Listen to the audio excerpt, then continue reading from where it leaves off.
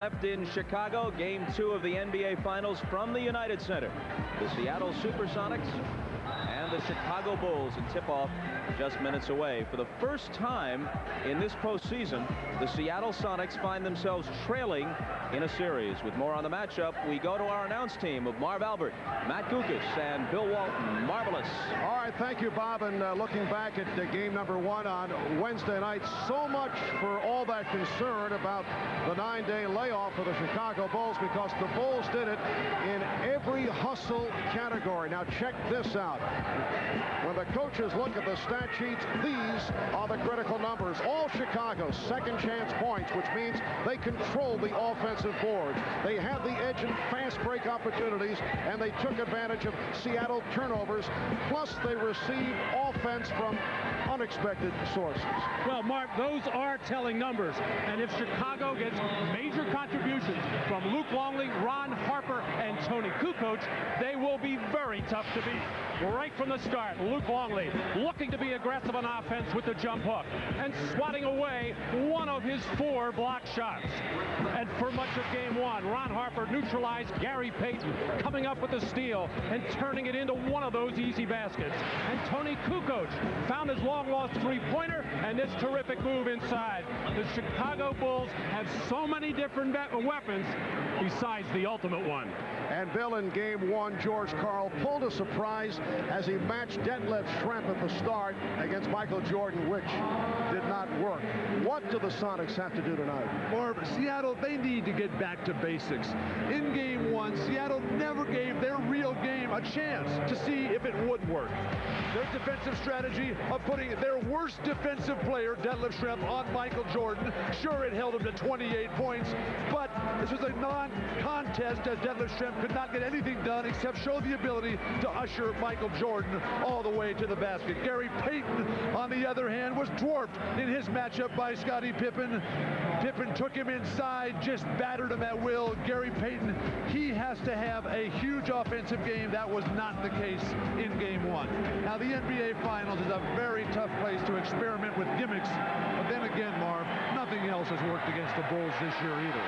All right, and for more on the Bulls and the Sonics, we have double coverage on the sidelines with Ahmad Rashad and Hannah Storm. We have reports from both. Let's start with Ahmad. All right, thanks, Marv. It was a great record-breaking season for the Chicago Bulls. They won all the individual awards. Coach of the Year, Michael Jordan, his 4th MVP. Tony Kukoc, 6th Man of the Year. And there was another dramatic presentation made today as the team equipment manager, John Ligmanowski, awarded Jack Haley the top team cheerleader of 1996. One other note, that Seattle has the glove and Gary Payton. Well, Ron Harper, because of his play in game 1, has now been nicknamed the Mitten. He said he doesn't like the Mitten. If you're going to give him a nickname, call him the Straight Jacket. Now, for more in Seattle, let's go down to Hannah. Thanks, Ahmad. Well, the Sonics' experiment of starting Detlef Schrempf on Michael Jordan has lasted all of 1 game. They're going to return to their normal defensive rotation for game 2. They're going to start Hersey Hawkins on Michael Jordan. They're not going to designate any defender to come over and help on the double team. Instead, the help is going to come from the man closest to the ball. They, however, are going to get no help from one of their top defenders, Nate McMillan. The co-captain was shooting around before the game. Apparently, however, that was just as a decoy. He feels that he re-aggravated his back injury in game 1, doesn't want to risk permanent injury, told me he'll not only sit out this game, but in all probability the remainder of the finals. Mark? All right, thank you, Hannah. So coming up in just a moment, game 2 of the NBA Finals from the United Center in Chicago.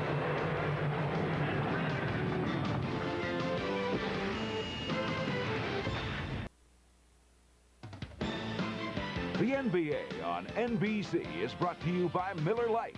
With a great taste of an ice-cold Miller Lite, life is good.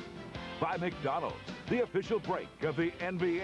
Have you had your break today? And by Ford Escort. It's new and it's nifty. Made for the smart, the intelligent, thrifty. On a breezy 52-degree rainy day in Chicago, we welcome you back to the Windy City. Throughout this season, the Sonics have been a good bounce-back team, hoping to do it tonight to even up this series at 1-1. A look at the starting lineups. First for Seattle. In In the backcourt, Gary Payton hoping to bounce back from the 6 for 17 shooting the other night. Hersey Hawkins also off the mark, only 2 of 9 in his 35 minutes. Irvin Johnson, the starter at center, but we'll see much of Sam Perkins. Sean Kemp coming off a 32-point performance, and Detlef Schrempf, who would like to turn things around here in game number 2. George Karl, one-time point guard at North Carolina, then played for San Antonio, the ABA and the NBA. This is 4th full season as head coach of the Sonics. And for the Chicago Bulls, the usual starting 5, Michael Jordan and Ron Harper. What a terrific all-around game for Harper on Wednesday night. Did it in every category. Luke Longley had the good start, finished with 14 points, a career playoff high. Scottie Pippen also outstanding all around. And Dennis Rodman, who had 13 rebounds, which for Dennis, a low number. And Phil Jackson, the head coach of the Chicago Bulls. And as coach of the Bulls, he has won 19 of 22 playoff series. The only losses to Detroit in 1990, the Knicks in 94, and the Magic last season. In the Eastern Conference Finals, Chicago came out in the second game against Orlando after winning handily in the first one. Very flat. Luke Longley and Rodman getting into foul trouble. It's important for Chicago to get off to a good start with pressure defense and try to hold serve. For Seattle, it's all about confidence. It's about Payton controlling the tempo, getting it up and down in Seattle's favor, and then the whole Sonic team has to deal effectively with Chicago's pressure defense. And the Sonics control the opening tip. The officials, Ed T. Rush, Jess Kersey, and Hugh Hollins. Hollins not a favorite of the Chicago Bulls. Schrempf not able to hit on his first. And the stuff missed by Kemp, but they keep it alive. Oh, much like game 1 started, a couple of offensive rebounds for Seattle as the Bulls standing flat-footed. Hersey Hawkins. Open shot for Kemp. And the tip by Johnson. Well, I'm surprised, really. I thought the Bulls would just come out firing defensively with pressure on the ball. 3 possessions that time for the Sonics. Draws the foul, so the Bulls going for the penetration on their first possession. Foul committed by Kemp. Normally, it helps to make your first shot, but with the way that Sonics are just attacking the offensive boards, pushing the Bulls underneath, just way too easy of a first possession for Seattle as far as Chicago is concerned. How about Irvin Johnson? 3 rebounds. First half minute. Did not have a rebound in game number 1. That's called making adjustments, coaching. Trouble already for Seattle. Sean Kemp, who is foul prone and fouled out of game 1 with an early one. But you can't let a guy like Harper turn the corner on that triangle offense pick. Hawkins trying to save the pass. Here comes Pippen. Scottie Pippen. 1 count. He travels. A good defensive play by Gary Payton, who's actually backpedaling, but I think it's just a little juke and a little fake. It's Scottie confused and forced the turnover. Harper trying to draw the foul. Again, the outside shot by Kemp. Sean Kemp, who had the sensational Game 7 last Sunday against Utah and followed up 41 minutes, 32 points on 9 of 14 shooting here on Wednesday night, but committed 7 turnovers and fouled out. Longley rejected by Johnson. Too many fakes by Longley that time. Payton for 3, and Rodman able to get inside Kemp. Michael Jordan setting up against Detlef Schrempf. Uses the pick. And Harper able to keep it alive.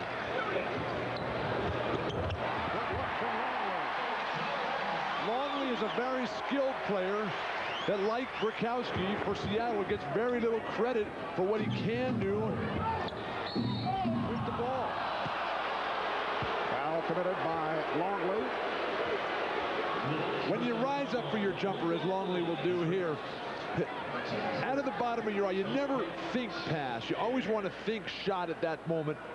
A good player can always dump it off at the last moment. And Luke Longley has developed into a solid basketball player. Well, Luke is so happy to be rid of the Alonzo Mournings, the Patrick Ewings, and Shaquille O'Neals, and getting an opportunity now where there's going to be a lot of double teaming, and he is alert for it. He's going to make cuts to the basket when the double team occurs, and he's always going to be available for that spot-up shot.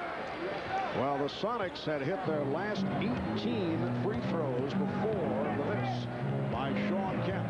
It's the Sonicks 5 and the Bulls 4. That's a tough strategy to double Ron Harper in the corner. Pippen got the step and was hammered. Foul committed by Johnson. Well, the Sonicks have been an aggressive, scrambling defensive team all league. Lots of gimmicks, lots of unusual things at the defensive end of the floor. We saw it in game one with the strange matchup. We're continuing a little bit with Gary Payton still guarding Scottie Pippen. I expect the Bulls to put Pippen in the post a lot more and try to exploit Payton inside. Harper and Gary Payton getting into a little verbal exchange just behind the free throw shooter Pippen. There's the press. How about Scottie Pippen? 10 of 11 at the line in the finals. He's been shooting 65% in the playoffs at the foul line. Bulls with a 6-5 lead. Hawkins on the penetration. Well, George Karl saying after game one, he wanted to see his guards in particular taking it to the basket. Well, Hawkins just 2 for 9 in game one, not asserting himself, and he caught himself that way in the Utah series as well. Yes, and it counts. Sometimes Hersey Hawkins, who's such a good perimeter shooter and a three-point threat, relies on that perimeter game so much, and it will draw the defense out. And when you get that opportunity, you've got to attack the basket. Luke Longley continues to be aggressive at the offensive end, not feeling any pressure at all from Irvin Johnson. Irvin Johnson is playing a very unimaginative defensive game. What do you mean by that? He's not anticipating that his player is going to make a move to the basket. He's guarding Longley as if Longley's just going to catch it, stand there, and pass out every time. Here's Kemp. Several opportunities, and they continue to control the boards. What a sequence on the offensive glass by the Sonicks. Well, no question, Seattle has come out the aggressor on the glass, and maybe Irvin Johnson is saving himself at the defensive end, because he has been a tiger on the offensive end, if not getting rebounds, keeping the ball alive, because Kemp is always there. In effect, he's being creative at the offensive end. Saving himself, yes. Exactly. 7 rebounds for Irvin Johnson. That's a Dennis Rodman-like start, but Matt was mentioning the focus and intensity of Seattle. Nowhere more evident than on the face of Sean Kemp. It's the Sonicks 9 and the Bulls 8. Now Schrempf guarding Harper. The backdoor pass. Oh, that's part of the triangle offense. It usually doesn't start that far out on the floor, but you hit the post, man on the wing, always cut to the hole. Michael Jordan with a second field goal. Bulls by 1. Kemp blocked by Pippen. Open 3 for Jordan.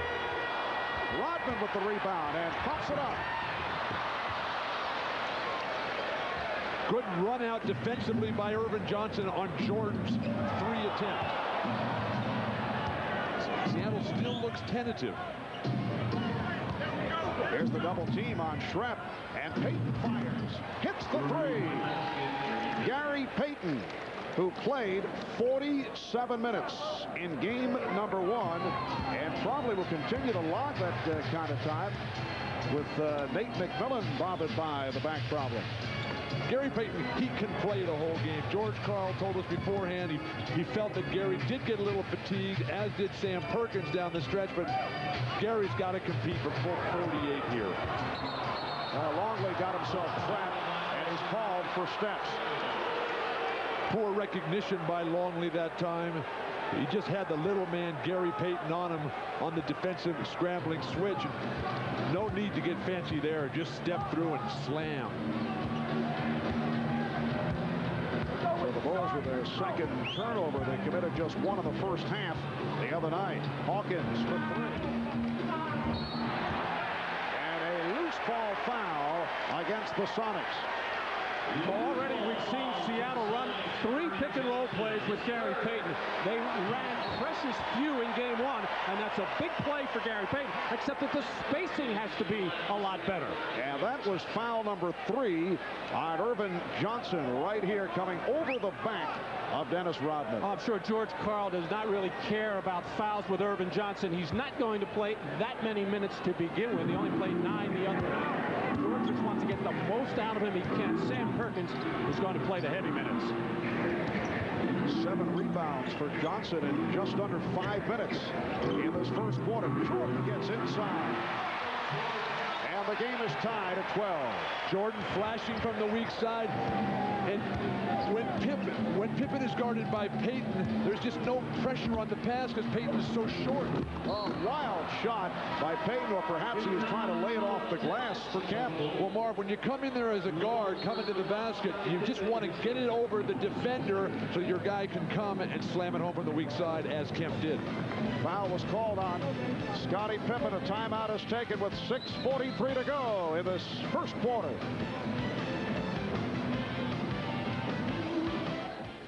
NBA.com. Log on and get connected to the NBA. Ties to the Seattle franchise. He was actually the Sonics' first pick, 5th overall in the draft back in 1987, but never played for Seattle.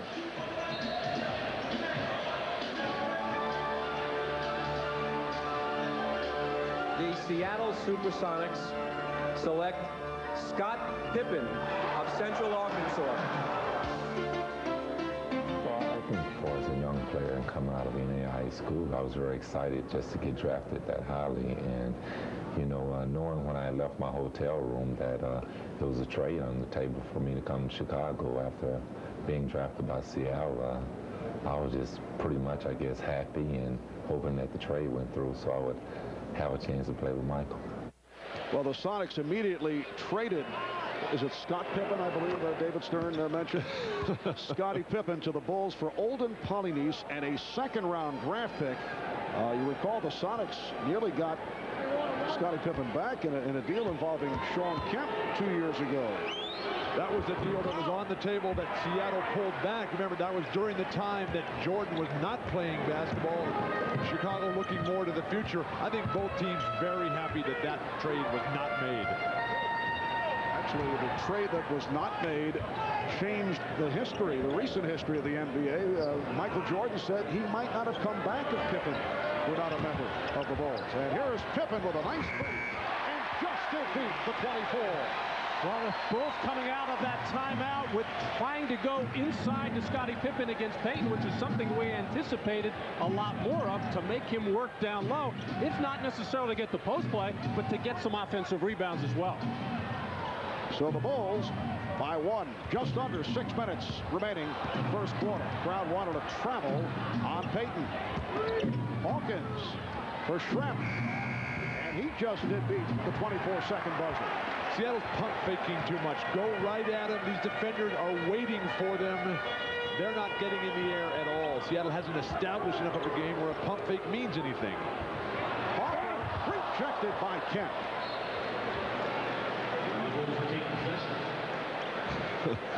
Scottie Pippen saying, so you're the defensive player of the year. I just faced you up. I should have won that award. Yes, Scottie certainly enjoyed doing it against the man they call the Glove. 5.5 remaining in this opening quarter. Down to 7 on the shot clock, and the Glove just did pick one off. Good poke away by Perkins as well. Schrempf. Well, Detlef Schrempf missed his first 4, similar to the scenario in game 1. Got off to the slow start, and that was his first field goal. Sonics lead by 1. Good thing for Seattle is how many shot attempts they're getting, as Jordan is feeling it perfectly early on. But Seattle has taken twice as many shots as Chicago has. That's something they don't normally do. Well, 10 offensive rebounds, but Bill, they've only turned it into 4 points, so it really doesn't matter how many you get, other than it shows you're aggressive, but you got to capitalize. Here's Schrempf. Kemp. Oh, what a move by Sean Kemp. So Kemp with 8 points. In years past, Sean Kemp would have made that play into something so much more difficult. He would have tried to double clutch and scoop, flip shot. Who knows how you can describe it. Now just playing so disciplined, so under control. Jordan. The fadeaway on target, and Michael is 5 of 7. He has 10 points. Bulls lead by 1. Talking to Ahmad before the game after his conversation with Michael Jordan. Michael Jordan lights up when he sees Hersey Hawkins as a defender. Jordan for Rodman with Payton back, gets it back to Pippen. Well, that would have been nice. Not enough Bulls running the floor. Hawkins for 3. And back comes Jordan. Pippen putting the move on Hawkins. And hitting. Bulls lead 20-17. Now this is Chicago Bull basketball. Any kind of steal, any kind of missed shot, they want to get out on run, but so far they look very tired to me. Very heavy leg. But man, it's also Seattle Sonic basketball. The question is it enough? These teams are so similar. It often seems, though, like Seattle just comes up a little bit short, almost as if they're Bulls light. Very nice, Bill.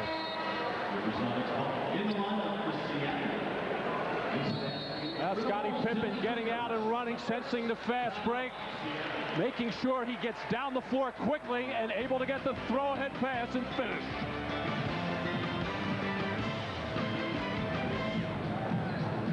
Now you can follow the NBA Finals on the World Wide Web at finals.com. Game previews, player bios, audio and video clips, and more. Finals.com. Check it out.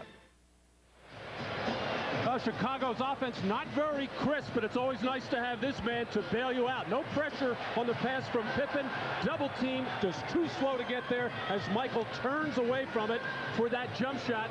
And now just taking Hersey Hawkins down to the baseline. Payton coming way too light as Michael rises in the air.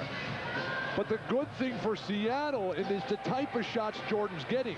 In game 1 against Detlef Schrempf, he was just driving right through. Hersey Hawkins forced him to the fadeaway. Hannah Storm's got a report from the Sonic bench. George Karl asking Gary Payton if he wanted to switch off defensive assignments and take Ron Harper. He's going to do that. He's also telling his team that the Bulls overreact to their penetration, so don't forget when they penetrate to kick it back out. Simple basketball. He's telling his team to stick to the basics. Bill? Mark? Take your pick, Bob. That is the second turnover committed by the Sonics. 3:06 remaining in this first quarter, and the Bulls lead by 1. Mark, we talked about Payton having to have a huge offensive night. He's only 1 for 3 tonight to start the game. Not a good sign for Seattle. And a foul called by Ed Rush. Foul committed by Kemp, and that is his second. Scotty and Michael anticipating a little denial overplay by Gary Payton, trying to set up a backdoor cut to the basket. Terrific help on the part of Sean Kemp. The body was there, but the reach in, and he just cannot afford to pick up those kind of fouls. He had his body there, he just had to keep his arms tighter. So much of defense is anticipation. We saw Irvin Johnson in the early going just standing there flat-footed. That time, Sean Kemp did not even make a play for the ball, did not visualize in advance what could possibly happen. Now he's on the bench watching, dreaming about it. And the Bulls now lead 22-19. Tony Kukoc on the floor, applying some pressure on David Wingate, who just checked in. Wingate with 2 minutes of playing time the other night, and picked up 2 quick fouls in trying to guard Michael Jordan. Illegal defense called for the first time. And with Sean Kemp on the bench right now, Sam Perkins will become the primary post player right now. Of course, Sam is very effective on the perimeter with that three-point threat, but they have to put somebody inside to make the defense react. Man, I think they can post up Detlef Schrempf, who was an awesome post-up player in the Houston series. Offensive foul. It's It's on Payton. That is his first call. Well, the other post-up option they have is that man, Gary Payton, going to take Michael Jordan inside, and not really happy with a play late in game one as they got tangled up, got a double technical foul. I ran into Gary Payton on the elevator yesterday saying, I am not going to take any more of that from Michael Jordan. And it's amazing how much information Matt can pick up on those elevators. Payton with the steal and puts it down.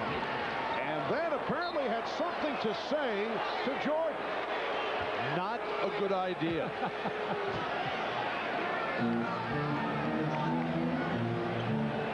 Whispering sweet nothings into the ear of Michael Jordan. 1 point, Chicago lead. Offensive foul on Pippen. Well, Gary Payton was told by his coach, George Karl, late in game one and yesterday as well, I want you to get a little crazy out there. I want you to be yourself. I want to see some arrogance. I want to see the Gary Payton that helped lead us to 64 wins. And there's a little bit of it right there, and you have to be very careful with that. Not only because the officials will nail you with the tee, but you do not want to fire up Michael Jordan in this building or any building for that matter. Judd Bushler has come on for the Bulls. Bill Wennington now defending against Sam Perkins. Nice move by Perkins. And that is his first field goal. So the Sonicks have taken a 23-22 lead. Just under 2 minutes remaining in this first quarter. This is Sonic basketball. This is posting up Perkins. This is getting out in transition off the steals. Sam Perkins can swing that left-handed hook from the low box. Realizes he's got Wennington, who's a position defender, not an athletic one, not a leaper. Get that whenever he wants. Nobody goes up top to block for Chicago. 3-second violation against the Bulls, giving the ball back to the Sonics. Perkins again working on Wennington. And again hits with the running hook. And since Sean Kemp went to the bench with 2 personal fouls, Seattle outscoring the Bulls 6-zip. Rodman might want to switch over onto Perkins instead of Wennington. And Jordan off the fake, run into by Wingate. Sonics are over the foul limit. Milk whatever's working. Seattle coming right back to Sam Perkins in a mirror image of what we saw the time before. Run that play until they stop it. It's been a long time between field goal attempts for the Chicago Bulls. They are 8 of 14 from the field, as opposed to Seattle. They've attempted 27 shots, 10 of 27. And Jordan and Pippen have combined to take 10 of the Bulls' 14 shots. Marv, I think the layoff did hurt Jordan, did hurt Pippen. I don't really believe they'll get into full swing until game 3 Sunday night. A little bit of stiffness. Yesterday, Michael Jordan telling us that for the first time in his life, he's having to ice. He's starting to feel stiff when he gets out of bed in the morning and limping to get going. Nice to see that he is human. Yes, he said he did not quite have the feel in game number 1. Perkins, and a foul is called. Team foul number 4 on Chicago. It is on Bushler. George Karl was saying, though, he felt that the 7 minutes that Jordan sat out in the second half the other night, he felt the Sonics defense was great on Michael. He wanted to make sure that point got now, if he can just get Michael Jordan on the bench for 48 minutes, then everything would be fine. Sonics by 2. And we're down to 45 seconds to go in the first quarter. Schrempf posting on Rodman. Shot clock at 5. Here's Schrempf. Oh, nice move on the fadeaway by Detlef Schrempf. After a good defensive play by Tony Kukoc, who came down to help and actually batted the ball right back to Schrempf, giving an assist. Kukoc. Rodman. Well, Dennis Rodman able to keep it alive. Last touch by Seattle. And here comes Frank Burkowski, not a favorite here in Chicago, off the flagrant foul and the consecutive technicals as he got involved with Dennis Rodman and then Jack Haley in game 1. 8-1 run by the Sonics. The Bulls are holding for a final shot of this first quarter. Illegal defense. The call against Seattle, the team that led the NBA in that department. What's interesting there is Sam Perkins coming out to double team Michael Jordan to get the ball out of his hands. Michael just so smart, just didn't give up the ball right away, tried to explore. And when there's an illegal defense call in the final 24 seconds of the quarter, it means an automatic technical foul awarded. So Jordan to the line. And Michael is now 1 of 3 at the line. Marv, I was talking with Rodman about this whole thing with Brakowski, and he was saying that the Bulls really won 2 games on Wednesday night. They won the basketball game, and they won the head game as well. Funny thing, Brakowski and Haley say that they're very friendly off the court. They're going at each other as Brakowski was leaving, but they spent a lot of time in the offseason. Here's Kerr, who just checked in. Time running down. Jordan checked the clock, and that is too late.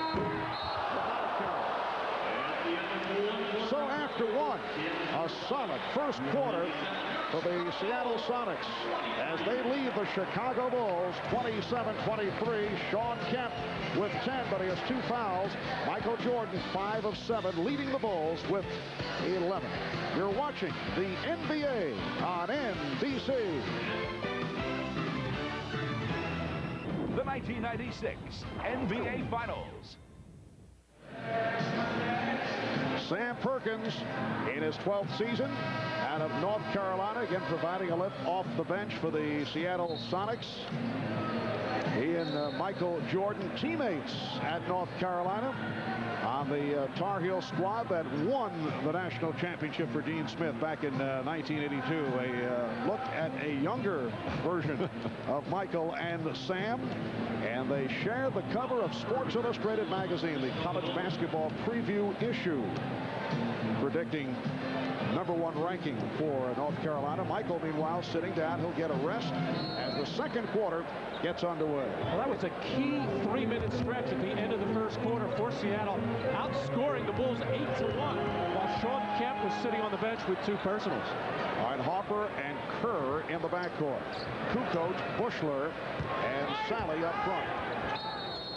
Illegal defense again against the Sonics, so another technical foul awarded.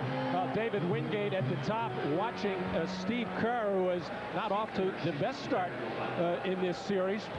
Steve had his problems in game 1, missing all 5 of his shot attempts. Will try to get on the board here, but David Wingate has to stay very close to Steve Kerr if they don't want to give him open looks from 3. Many of the starters giving the business to some of the guys coming off the bench like Kerr and Bushler, who were not able to hit and who have done such a good job during the regular season and the playoffs. Bushler said he was too pumped up. As did Kerr tell me the same thing. Jordan's asked him, how many times I got to win this game? Will you guys please make a shot? Here is Kukoc. And back come the Sonics. Payton on the open floor, putting the move on Kerr. Oh, Gary Payton with a very impressive start. He now has 7 points, and the Sonics lead by 5. The good thing for the Sonics is that they're not making wild turnovers that are leading to open court play for Chicago. They're making Chicago play the half-court game. And the foul called by Ed Rush. Poke in the eye. Gary Payton making contact with Steve Kerr. Well, Seattle is winning the hustle game so far. They're the more aggressive team on the offensive glass. They're forcing more turnovers and very aggressive, and you would say overly aggressive defense there as Payton just blocked Kerr. Nice door pass. But Kukoc stepped out of bounds. Substitutions for the Sonics. George Karl doing some shuffling here. He has Vincent Askew back along with Hersey Hawkins and the rookie from Michigan State, Eric Snow, who played only 1 minute the other night, handling the ball now against Steve Kerr. Snow will see additional time, one with the injury suffered by Nate McMillan. 14, 22. And a double foul has been called. It is on Sally and Perkins. And there is Nate McMillan, who has a nerve impingement in his back that has led to shooting pains down the left leg, and he said doctors told him it will not improve until the offseason when he can rest it. A rare Seattle turnover. Hopper from deep. Yes. Sonicks by 3. We saw Seattle's inability to feed the post properly in game 1. That time, turnover leading to fast break points for Chicago. Perkins trying to shake off Sally. A couple of veterans going at each other, and a hold is called on Sally. Well, Ron Harper has been a key player for the Chicago Bulls all season long because he has found his niche as a defensive catalyst, playing the toughest guard in the backcourt. In the early season, it was Jordan playing point guards. Now it's been Ron Harper, and his offense has picked up in the playoffs. Here's a double on Perkins. Askew lost it. They'll double off Askew. He's not as great a three-point shooter as some people think out in the Western Conference. Hopper putting moves on Snow. Good box out for Kowski. Hawkins with the head fake. Crowd wanted to travel. Hawkins with a beautiful move. You can see the mindset of Hersey Hawkins. Not going to just stay out and work that three-point line, going to attack the rim every chance he gets. Hersey, a native of Chicago, telling us his Bushler is able to hit after going 0 for 4 the other night, and the Sonics now lead 31-28. Hersey telling us not that pleasant playing back in his hometown. The ticket pressure has gotten to him. Illegal defense, this time against the Bulls. And a timeout is called with 9:18 to go in this first half. Sonicks with a 31-28 lead. And the question is, will they shoot the technical before we take the commercial break? Yes, they will. Hersey Hawkins beckoned back to the line off that illegal defensive call. Well, George Karl, I'm sure, does not find himself in this position very often during the course of the year with both Sean Kemp and Gary Payton on the bench. It's imperative that he gets that offense from Hersey Hawkins and Sam Perkins. We also have to worry about floor generalship with the rookie Eric Snow. Well, Hersey Hawkins, one of the best free throw shooters in the NBA, missing the technical. We'll be back in a moment. The NBA Finals continue. Game 3, Sunday night at 7 Eastern on NBC. With a 31-28 lead on the Bulls, while the Sonics out-rebounded the Bulls 41-40 in game 1. Chicago did a good job converting second chance points. They had 17 offensive rebounds to 14 for Seattle, and they scored 17 second chance points, while Seattle with only 7. A major factor leading to the Chicago victory in game 1. But tonight the Sonics have turned it, and they have done it in this department. This is the story tonight off the offensive glass, to see Sean Kemp converting a 7-2 advantage for Seattle.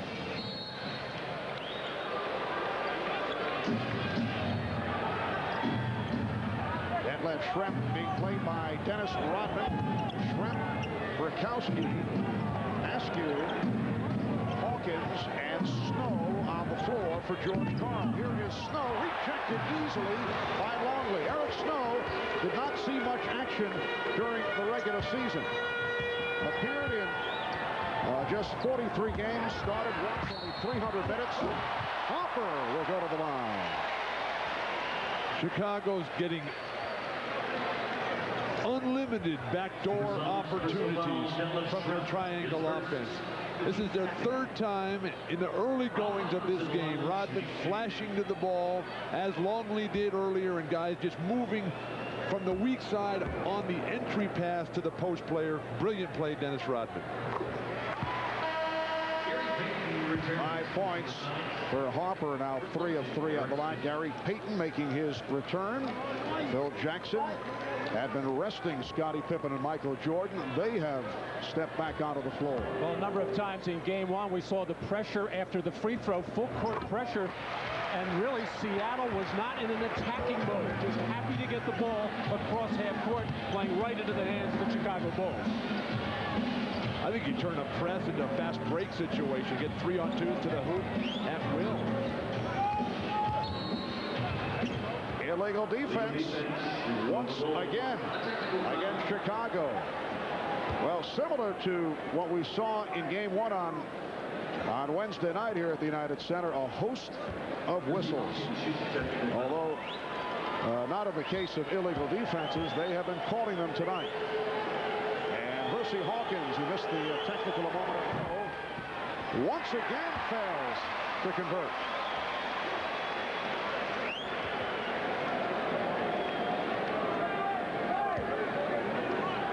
Sonicks 31 and the Bulls 30. Game 2 of the NBA Final Series. Game 3 in Seattle. Sunday night, 7:30 Eastern Time. Showtime. Hosted by Bob Costas at 7, which is 4 out of the West Coast. And a reach-in is called on Ron Harper. Well, one of the rare times in this series so far where the Sonicks have been able to run their favorite pick-and-roll play very deep on that left wing and getting the switch and drawing the foul. Here's Payton. Rodman able to haul down his 4th rebound. Devin Shrimp scored in the one post-up opportunity he had. They never came back to him. That's a mistake. Two defenders, but could not hit. I've been watching these games, and he's pretty good. Bill picking things up real quickly. I think he's been spending too much time in the West. Seattle with the edge on the boards. Sonicks with a 1-point lead. Open shot for Harper. A 3 for Ron Harper. And the Bulls have taken the lead. Michael Jordan so smart, getting the double team, getting the ball up right away, getting ready for another pass inside, but nobody went out and challenged Ron Harper. Hawkins guarded by Jordan. Burkowski. Payton inside, pops it out to Askew. Got it carried out of bounds, so the Bulls will get it back. When Harper spots up, they've got to come down because Jordan is such a devastating post player, and Harper's just got that perfect rhythm. He wants some crowd response. Well, he has received the response. The Bulls in the midst of a 7-0 run. United Center, the Bulls leading the Sonics 33-31. Sean Kemp on the bench in foul trouble. His hamstrings tightening up moments ago, getting stretched out by the Sonics trainer, Frank Furtado, ready to get back in this game. Marv? All right, thank you, Hannah. And Kemp is on the floor. Sean 3 of 7, 10 points, 5 rebounds. Fast start once again for the Rain Man, but he has 2 personal fouls. 5 minutes gone by in the second quarter, and it's the Bulls by 2 off that 7-0 run the last 2.5 minutes. Ron Harper with 7 of Chicago's 10 points here in the second quarter. And Hugh Hollins makes the call on Vincent Askew. For the Sonics, their 3rd team foul. Bulls with 2. Now, Vincent Askew, a very physical defensive player. He's got a wide body, strong, and he's quick with his feet, but he's going to try to pop Michael Jordan every time he comes and try to keep him from cutting to that spot right there. They double up on Jordan.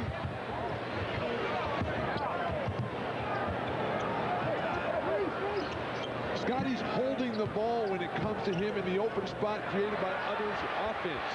And again, an open shot for Harper. Rodman able to get to it. Last touch by Kemp. The Bulls just can't seem to get into any kind of rhythm offensively with their triangle. The few times that Jordan's been able to post and turn quickly and shoot has been about it. Jordan. And the foul against Rodman. Mentioned the Bulls not able to get into any kind of rhythm. The Sonics defensively somewhat responsible for that, doing a nice job. They have it. We just saw Dennis Rodman get away with one of those pushes that George Karl has been so talkative about the last couple of days. He feels that Rodman gets away with 3 seconds with shoving, pushing, and flopping. Yes, he said that, Kemp looked like he got a poke from Longley. And then turned it over. George Karl was upset with what he called 4 flops by Dennis Rodman in game 1. He felt one was wrongly called the flagrant foul on Frank Rakowski. But Marvin, Scottie Pippen works the low post in there.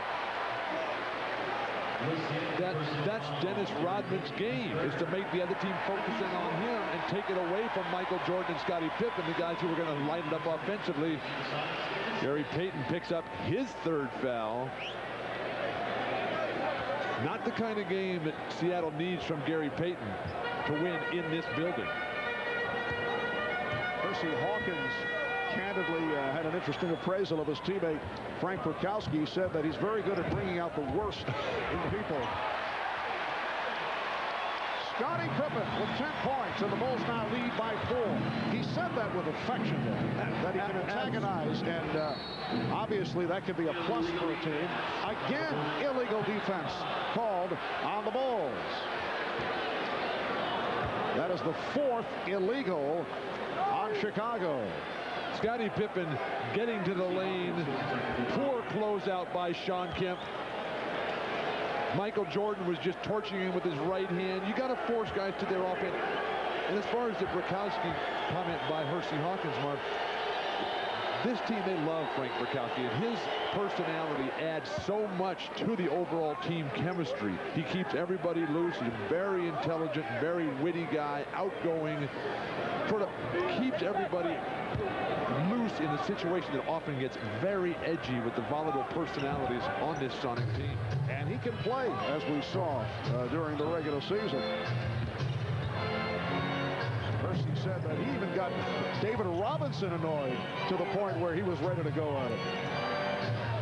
That's where George Karl thinks this whole situation has developed with Rakowski, where the referees are all over his case every single time. Nice move by Hawkins, and the Bulls now lead 35-34. Harper is hammered by Perkins. And Harper will go to the line. Sam Perkins with a hard hit for his 2nd foul. Well, playoff foul so important, and you have to be very careful now with the broad description of what is a flagrant foul, and it is very broad for the officials. Unnecessary contact, and a flagrant 2 would be excessive unnecessary contact. So the officials are covered there. That's a hard playoff foul. Wise not to call a flagrant foul. As far as Dennis Rodman drawing the attention of other coaches and other players, he does that all the time. I think what George Karl was trying to do was heighten the awareness to the officials, to keep an eye on him, to try to call those 3 seconds, to try to call those flops, and to try to save people like Sean Kemp from committing those fouls. Well, some pressure by Chicago did not work. Hawkins was able to get down court, but blew the layup. Jordan facing the double team, looking for Rodman. I think Seattle should ignore Dennis Rodman except for what he does on the basketball court, which he's not been a whole lot tonight. 0 for 1 from the field and 6 rebounds for Rodman. Bulls lead by 3 with just under 5 minutes to go. First half. Hawkins with the room. Well, Hersey Hawkins showing some signs. That was a 3-pointer. He has 10, and the game is tied at 37. It's Seattle style. They're penetrating and dishing for wide open threes. Basket won't count. Foul before the shot attempt. But the Sonicks over the limit, so Jordan will shoot a pair. Well, Michael Jordan knows that he can get this ball anytime he wants, and he knows where that double team is coming from. So he makes that hard, quick spin move to the baseline to avoid that double team. And Hersey Hawkins just not strong enough nor quick enough to keep Michael from turning baseline. So the Bulls by 1. As I look at Phil Jackson at the Chicago bench, I'm wondering, what does the John Calipari contract with the New Jersey Nets, a reported 5-year, $15 million due to Phil Jackson's negotiated with the Bulls?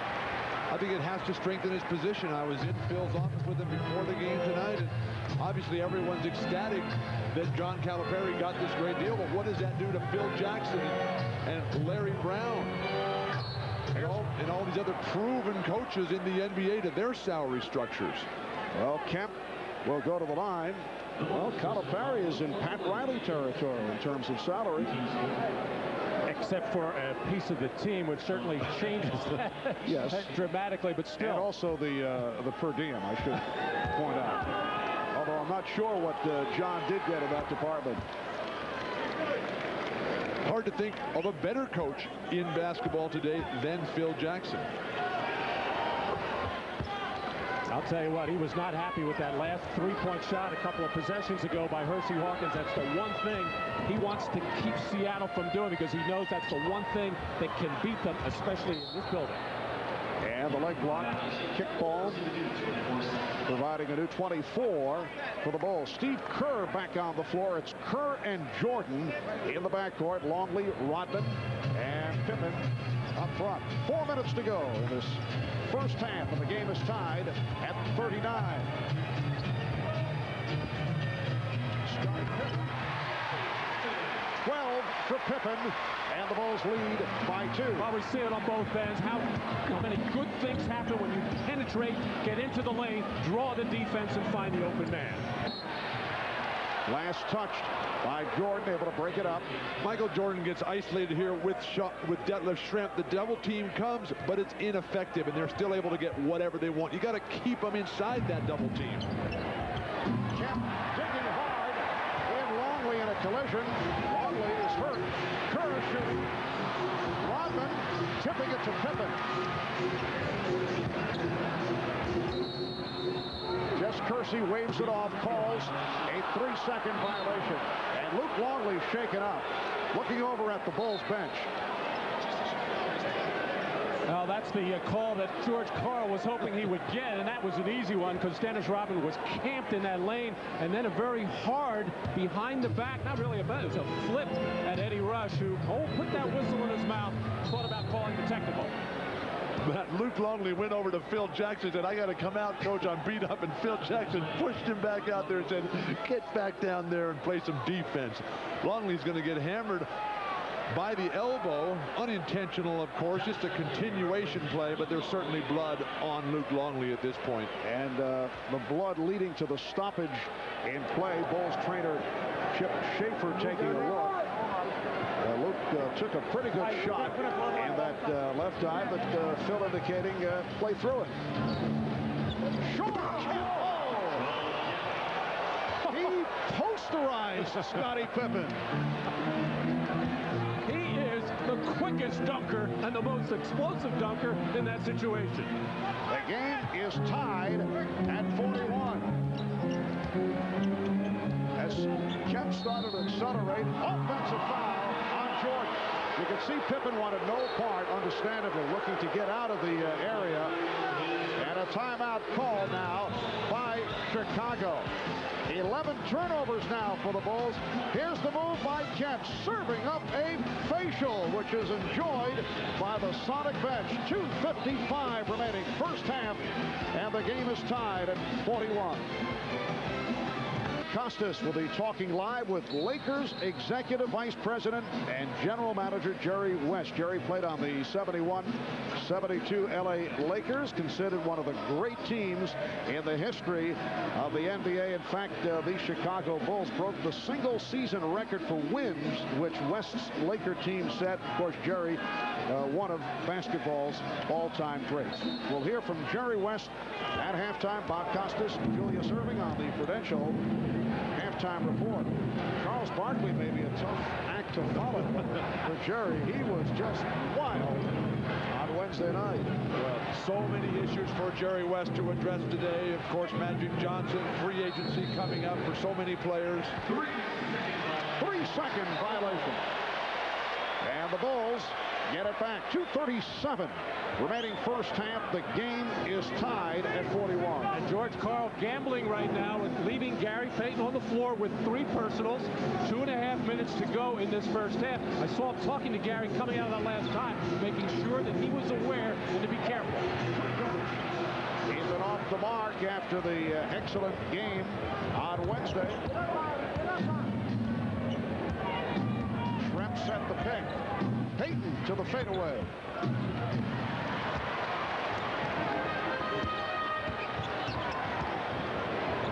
Again, Hopper open. Swinging in. Bulls want a goaltend. Won't get it. Blocked shot is the call. And I'll tell you why. That shot was way short. Crowd doesn't like it. Even though this thing is on the way down, it is short of the rim. Good non-call by the referees. You got to give it a chance to hit the rim, though. This ball might have scraped the bottom of the rim. Kukoc is killing Seattle with his up and under move. But hasn't been able to convert. He's 0 for 4. And a technical was just called on Jimmy Rogers, an assistant coach with the Chicago Bulls. Jimmy complaining about the lack of the call. Felt it should have been a goaltend. Jimmy Rogers, one-time head coach of the Minnesota Timberwolves and the Boston Celtics. And Percy Hawkins, after missing his first 2 technical foul attempts, has hit his last 2. The crowd reacted to the last, what they felt was a non-call. Bulls have missed their last 6 shots. Shot clock at 3.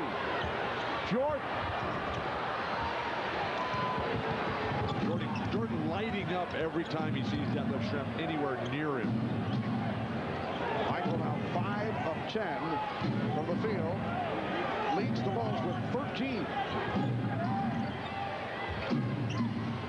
Hawkins, pretty give and go between Kemp and Hawkins. Nice exchange, and the Sonicks lead by 3.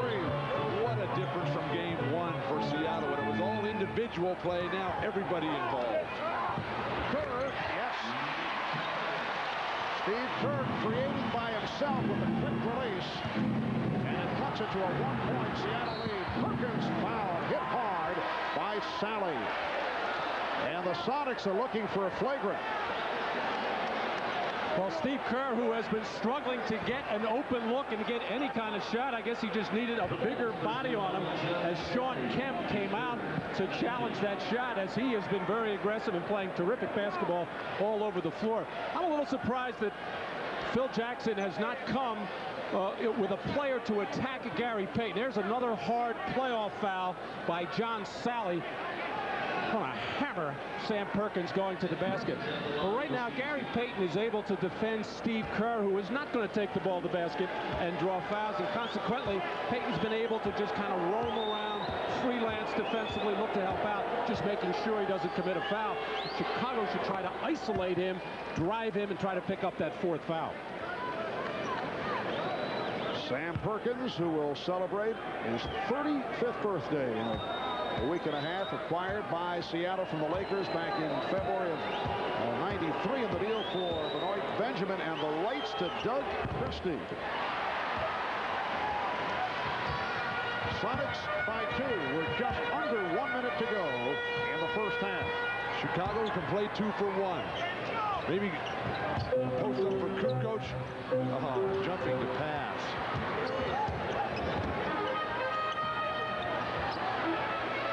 Jordan for 3. That was an offensive sequence that was not going anywhere, and Michael able to bail them out.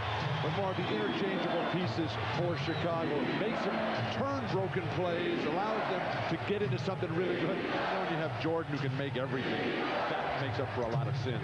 Bulls by 1. Perkins for 3. So it will be Chicago ball. 23 seconds remaining in the half.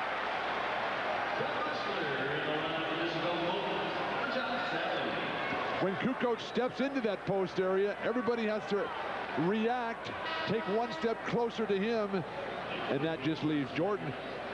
Seattle's done a good job of keeping Jordan out of the basket area. Jordan's not beating people off the dribble the way he did in game 1. Well, George Karl not gambling anymore. He had gotten Payton out of there with a minute to go, now making sure Kemp doesn't get his 3rd, as the Bulls like to spread the floor in this situation, normally with Kukoc. Down to 10 seconds in the half. Kukoc beating Perkins, finding Kerr. Final seconds. Kerr forced it up. And that is the end of the first half. Michael Jordan with 16 points. Scottie Pippen with 12. Sean Kemp leading the way for the Sonics with 14, and Hersey Hawkins with 13. It's the Bulls 46 and the Sonics 45. Back in a moment with Bob Costas and the Prudential halftime report. But first, let's pause for these messages. Drink it up. Ahmad Rashad back at the United Center. Now, at the end of the half, you saw Michael Jordan walking off the court a little bit upset. This is what he was upset about. Just when he was going up, David Wingate appeared to undercut him, which really upset Michael Jordan. Now, if we go back to game one, it happened once again. This is where it started. Michael and David Wingate going at it underneath the boards, and he was very upset. He wasn't the only one upset. Phil Jackson really lambasting his team, telling him that they're just getting overplayed all over the court. Let's go down to Hannah. Mon, in the first half, the Sonics were effective when they did post up, but they didn't post up very much. George Karl is going to look for more of that in the second half involving Kemp and also Perkins. He says Hawkins has the hot hand. They're going to try to get him some stuff on the pick and roll. He said the key is to just penetrate the Bulls' pressure and then pass the ball, make some shots for each other. He said if it's a one-point game in the fourth quarter, he thinks they can win this one. Marv? Thank you, Hannah. Bulls 46, Sonics 45 as this third quarter gets underway. Luke Longley with a nice dish from Michael Jordan. We saw Luke Longley head back to the bench late in the second quarter, and we're told he required 5 stitches to close a cut over his left eye. So the Bulls now lead by 3. There's Sean Kemp with a series of moves rejected by Longley. Schrepp for 3. Yes. And he's tied the game at 48. Detlef bails Kemp out with a 3. And Kemp's got to learn never execute the shot that you just faked. Harper for 3. And Longley with a nice tip. Beautiful touch by Dennis Rodman. And that's his first field goal. So the Bulls now lead by 2, and a holding foul called on Jordan. Well, Chicago with only 6 offensive rebounds in that first half, 2 of them by Dennis Rodman, well below their norm. But if you don't get a body on Dennis Rodman, he'll do that to you all night long. You must check him early. What was Sean Kemp doing there? I mean, that's Dennis Rodman's game, offensive board. He was standing there watching. Detlef Schrempf doing it over Luke Longley, and the game is tied at 50. I really think taking Schrempf off of Jordan has freed up his mind to concentrate on offense. Jordan over Hawkins. So the matchup for the moment is Hersey Hawkins defending against Michael Jordan. Sean Kemp putting the moves on Luke Longley and draws the foul. That's 3 on Longley. Well, Michael looks a lot lighter on his feet to start this third quarter, and his eyes are getting wider and wider right now. Just a quick, hard dribble up in the air. Jerry West used to do that. It's going to the other direction. 2 hard dribbles up in the air and the jump shot. Hawkins and Payton in the backcourt with Schrempf, Kemp, and Johnson on the front line. And Jordan all over Hawkins. Last touch by Hawkins. What a play defensively by Michael Jordan. It gets the Chicago bench going, the players on the floor going, and the crowd going when your best offensive player works that hard at the defensive end. And at the other end, Johnson is called for the foul, pushing Longley at the post.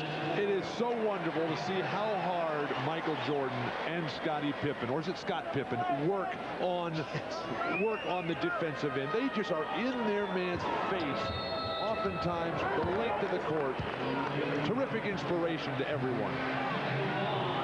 George Karl not happy with this illegal defense. Scottie Pippen was perched way out on the left side above the tip of the circle. The man guarding him, Detlef Schrempf, started to come over and double team the little 2-man play, which he's perfectly allowed to do, and that's why the argument is going on there. Referee Hugh Hollins felt that Detlef Schrempf was doing something else. And that the third illegal defense call against Seattle. Chicago's been caught 4 times. Michael Jordan off at the line. He's 3 for 6.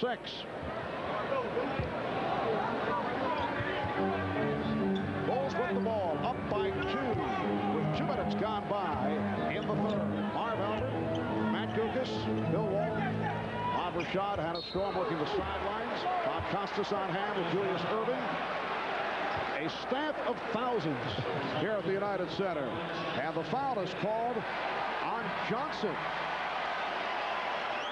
That is number 5, Irvin Johnson, not to be confused with Irvin Magic Johnson, has committed 5 fouls in 7 minutes.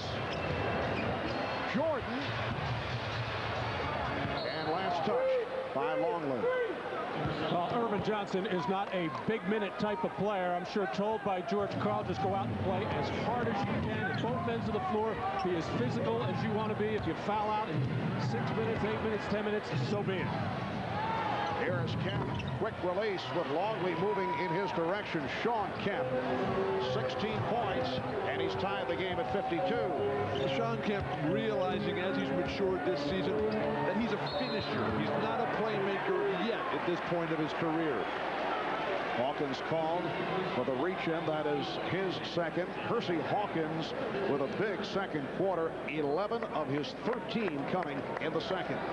In his defense on Jordan, even though Jordan has 20 points already and will end up with a ton more, they're forcing him to work for it. Where in game 1 it was so easy.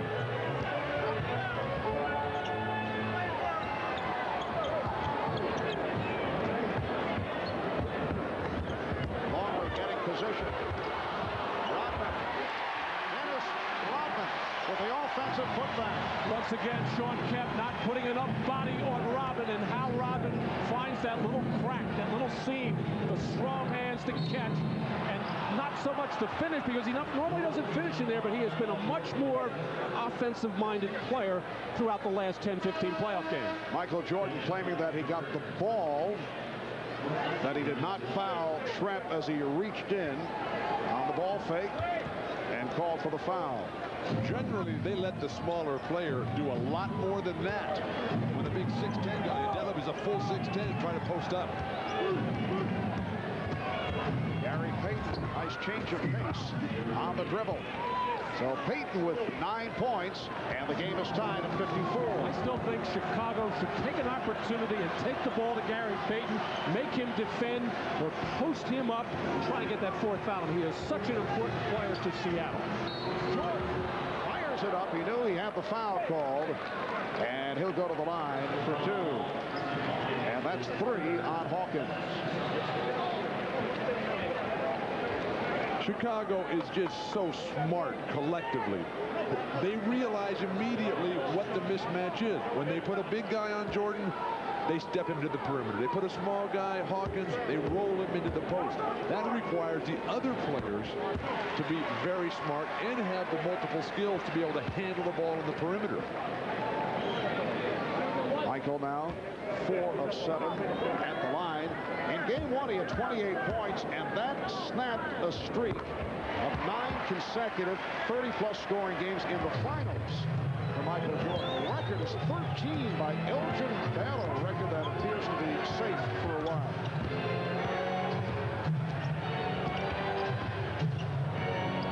Hawkins and Rodman with the box out.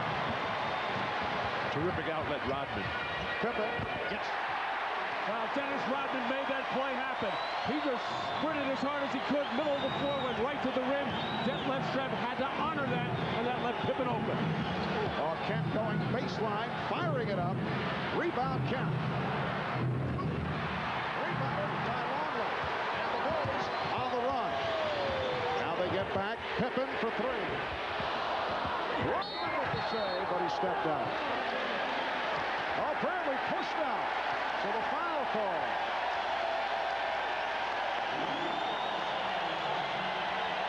Rodman, like Kemp, able to make those multiple jumps, and then once the Bulls get out in transition, very few dribbles, terrific passing. Rodman up the floor to finish if need be. And you see Schrempf with the light touch on Rodman, and that drew the foul call. We'll be right back.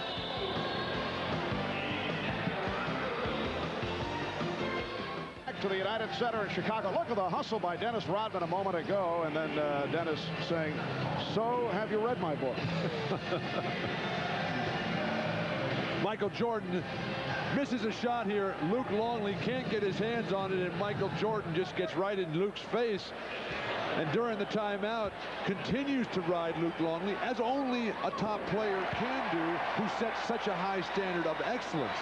A coach in that situation would hurt a Luke Longley, where Michael Jordan can push and drive Longley, as he's done as to Ron Harper as well, to get them to be the best players they could possibly be. 8-0 run by Chicago, and they lead by 6. And here's pressure by the Bulls. And this pressure designed primarily to do that. Get the ball out of the hands of Gary Payton. Shot clock will be a factor now. It is down to 10. Down to 5. Perkins. Shot clock at 2. Kemp fired from three-point territory. Always touched by the Bulls as Harper and Perkins went flying. Apparently Harper pointing at Hugh Hollins, thinking that Hugh called it the other way, and he did. Wow, break for Chicago there, as it appeared that Ron Harper had knocked that ball out. Eddie Rush on top of the play and called it in Seattle Center. This is a key stretch for the Sonics. They're over the limit in the penalty. 7 minutes to go in the third quarter. The Bulls should be attacking the basket. They could live at the foul line. Good play by Payton to break it up. And last touched by the Sonics. So the Bulls get the new 24. Seattle desperately needs some offense. They've got to get settled down defensively, force Chicago into very difficult offensive scoring situations, and then get out in transition, attack Chicago's pressing defense.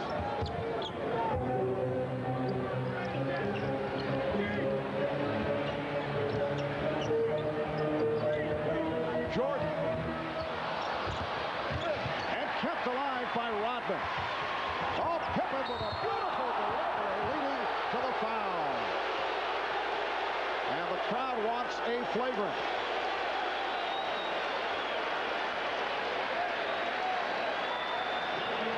It is a flagrant foul. The Seattle big men, Perkins, Kemp, they're getting shoved underneath the basket. They're not taking care of their own defensive board. And Sam Perkins, that was called because of the combination of the earlier one in the first half. It was not called a flagrant foul. The similarity, though, referees want to just discontinue that right now. Well, here are the Bulls getting to the free throw line now with the Sonics over the limit of the penalty. He would have gone either way because that was a shooting foul, and to tack on a flagrant foul as well. But that's what offensive rebounding gives you. It not only gives you those second opportunities, as Dennis Rodman and George Karl discussing their talking from yesterday, and both of these fellas do respect one another. And George Karl told us yesterday, he said, "I'd love to have this guy on my team. I tried to trade for him." Bulls now with 9 unanswered points. Jordan. Rebounded by Kemp, protecting against Rodman. But Dennis Rodman continues to play the mind games with George Karl. George Karl's getting sucked in. Payton for 3. Loose ball foul against Chicago. You recall in game 1 here on Wednesday night, it was a 2-point game going to the fourth quarter, and then the Bulls' defensive effort picked up even more so. We're seeing some signs of that here in the third quarter as the Bulls have been able to take command. They're now up by 7. Tony Kukoc, the hero of game 1, with 18 points, 12 of them in the fourth quarter.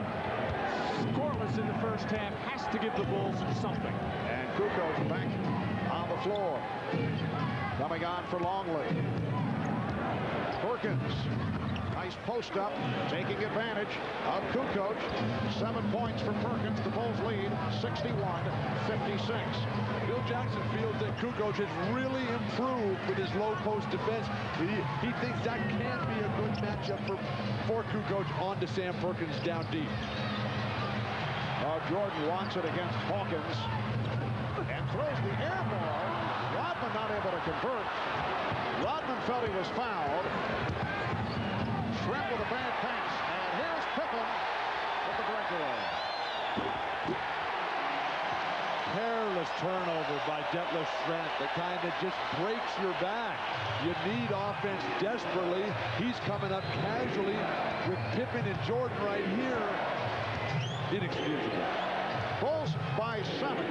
Just under 5 minutes remaining in the third. Chant of defense in the crowd. Shot clock at 4. Schrempf. Confirmed by Kemp.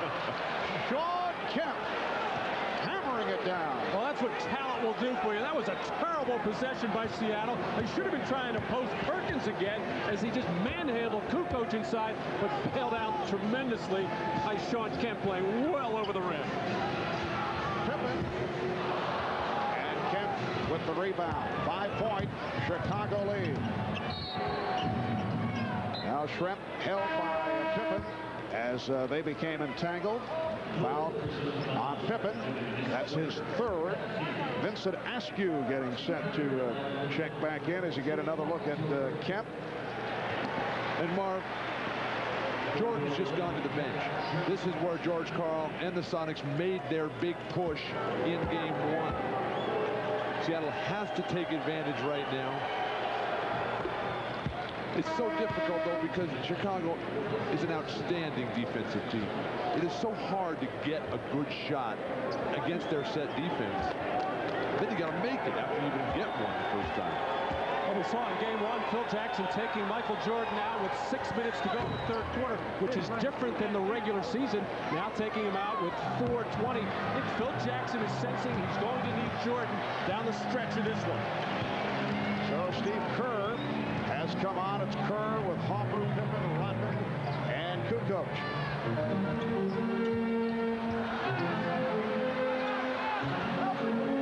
Shot clock at 5. Hopper posting. Did he get it off in time? Yes, he did. Chicago runs players at Peyton's advance the ball beautifully. Foul on Kukoc. That is his first. Both teams are over the limit. And it's so difficult as Tony Kukoc just cannot find anything tonight. I asked him before the game how he's feeling. He said he's great. That back, no longer a problem at all. But Seattle is a team, like most of the Western Conference teams, with Gary Payton, as they have one ball handling guard. The Eastern teams like Orlando and Indiana, Chicago, they've got the bigger guards who both handle it, pass to the forwards a lot. You get the ball out of Payton's hands, Seattle's going to struggle. Well, Seattle now within 1 with 3:40 to go in the third quarter. So 6 straight points by the Sonics to match that Chicago run. Kukoc hesitated, did not take the shot. He had it. Tony Kukoc now looking tentative. Pippen is fouled. I don't think Phil Jackson will stay very long with Tony Kukoc if he's going to act that way at the offensive end. He's having his problems with Perkins on the inside, although Seattle has only done that a couple of times. But Tony Kukoc, who's a European Player of the Year, he's been around. He has to take that shot no matter what he's shooting from the field. But, man, it's tough for Tony because he comes in when Jordan's on the bench. And when he's not playing well, all the problems just get magnified. If he had some opportunities to play with Jordan a little more, maybe he could find his game. And here is Randy Brown making his first appearance, coming on for Steve Kerr. Randy Brown, noted as a defensive specialist. His 5th year at New Mexico State. Dennis Rodman has turned it around off the boards in this third quarter. He has 13 rebounds, 7 of the 13 in the third. Scottie Pippen. Rodman again. What is Sean Kemp doing? Sean Kemp has got to spend 50% of his time thinking about boxing out Dennis Rodman. George Karl forced to call a timeout. 3 minutes, 3 seconds to go. In the third quarter, the Bulls now lead by 4 and for game 3, 4 o'clock Pacific, 7 o'clock Eastern time. Let's check in with Hannah Storm. Marv, George Karl furious during that last timeout. He said, you guys gave the Bulls those last 2 possessions. You've got to get in the game. Don't let the fatigue get to you. You have this game in hand. But he said, don't forget, get those defensive rebounds and then worry about your offense, Marv. All right, Hannah, Gary Payton cutting into a 2-point Chicago lead. But Marv, Rodman has found his rebounding rhythm. In the first game and a half, he was jumping 3 times for every rebound he eventually got as Kukoc finds the range. In this third quarter, Dennis Rodman, 9 jumps for the ball, 8 successful rebound retrieves. And Tony Kukoc had missed his first 4 shots, able to hit from downtown. Bulls with a 69-64 lead. Foul committed by Rodman. That is his third. Dennis Rodman, quiet first half. And in the third quarter, 8 points, 8 rebounds, 7 on the offensive board. So he has 9 offensive rebounds, the most offensive rebounds in an NBA Finals game. Elvin Hayes with 11. Washington at Seattle back in '79. The human eraser, Marvin Webster, along with Robert Reed, Moses Malone, the centerpiece. I know the eraser is always one of your favorites. Absolutely. Bulls lead 69-65 as we come up on 2 minutes remaining in the third. Kukoc showing the 2 in a row from downtown. Well, that's amazing. We had seen him just a few minutes ago. Didn't even want to look at the basket. Now he comes out of that timeout. I wonder what. Oh, it's steal. And Scottie Pippen puts it down. So the Bulls in the midst of a surge. A couple of threes by Kukoc. And the steal leading to the bucket. Vincent Askew picking up that dribble a second time. Looked like double dribble. Randy Brown making a solid contribution. Good swing passes. Tough pressure defense. Seattle crumpling under the building pressure right now in Chicago. Shot clock at 4. Perkins. Air ball. Here comes Jordan. Leading. And George Karl wants a timeout. 20-second timeout called by the Sonics. Tony Kukoc, so valuable in game 1, coming up large in that fourth quarter with 3-pointers, with passes, with dunks, has now ignited the Chicago Bulls and this crowd with a deep 3 from the right corner. And then Scottie Pippen on the defensive end. Just come blindsides Vincent Askew, looks to the crowd, says, lift me higher. And then Jordan in transition. Sonicks failing to get back. Chins on their chest. And this crowd exploding. And here's pressure by the Bulls. 10-1 run achieved by Kukoc, accounting for 8 of Chicago's last 10 points. And the Bulls with the biggest lead of the night. They're up by 11. It was Kukoc's 2 threes in the fourth quarter. One of them turned into a 4-point play that really broke the game open Wednesday night. How about Dennis Rodman? 16 rebounds for the game. He's had 10 of the 16 here in the third. Shot clock down to 3. Payton. Now the Sonics being forced to take bad shots with the shot clock rolling down. Jordan putting the move on Shrimp and then gives it up. Open shot for Pippen. And Kukoc with the rebound. Pippen checking the clock.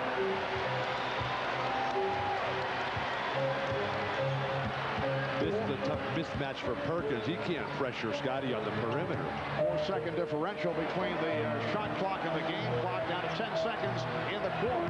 Jordan way off, and it's rescued by Askew, and he threw it away. Miscommunication between Payton and Schrempf. Marv, Seattle is totally rattled. All George Karl can do is try to build some confidence, try to keep some hope alive here as they've fallen behind by 11.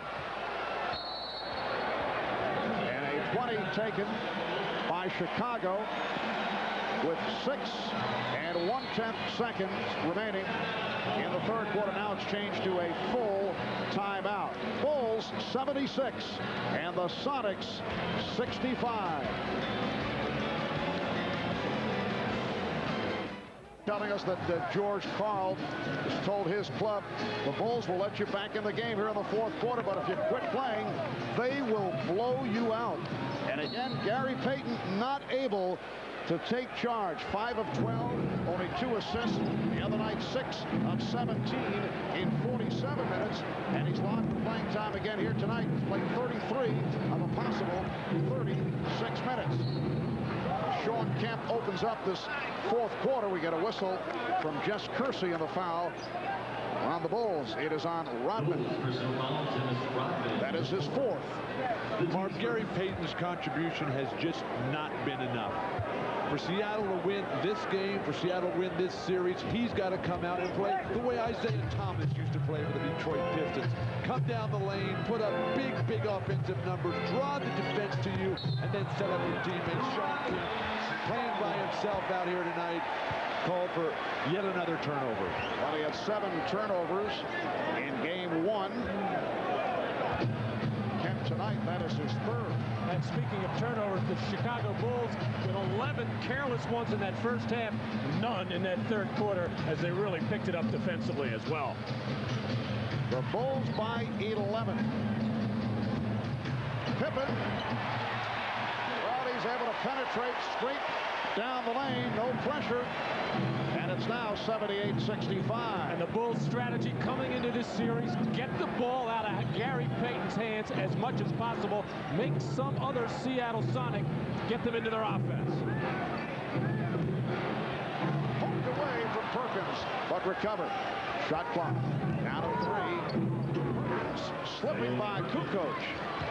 You'd think Tony would have some sort of idea since Perkins is left-handed like Tony. Most players like to come to their strong hand. Pippen, Jordan just punishing the Sonics with their own right hands. So the Bulls now lead 78-67. Minute and a half gone by the fourth. Jordan with the fake and foul. Michael Jordan with a gorgeous baseline move. So Michael to the line. He is 5 of 8 at the free throw line. Askew was called for that foul. And every time there's a free throw situation for the Chicago Bulls, it enables them to extend their pressure, get their track going, get the ball out of Gary Payton's hands, and then their defense can really pick up. The thing that surprised me about Seattle is every time they find something offensively, whether it's a post-up for Perkins, in the third quarter we saw a couple of post-ups for Payton, they score on it, but they don't come back to it. Jordan missing on both. 5 of 10 at the line. He's an 83% free throw shooter. It's been an embarrassing free throw display throughout this spring's playoffs for the NBA superstars. Jordan tonight, Karl Malone and John Stockton in the Utah-Seattle series. Another good play defensively by Randy Brown.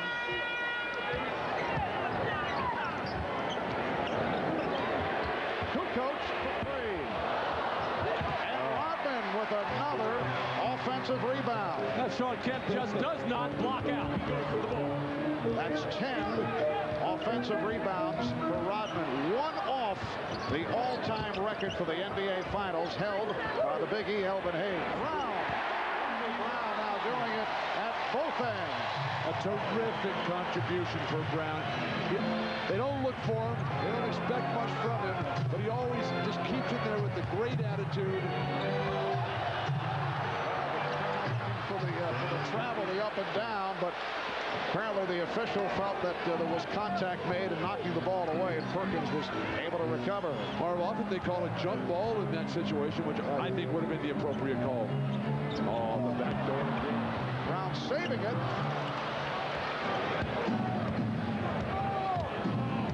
These basic backdoor plays that you see from Chicago, that's the type of action that Seattle needs more of.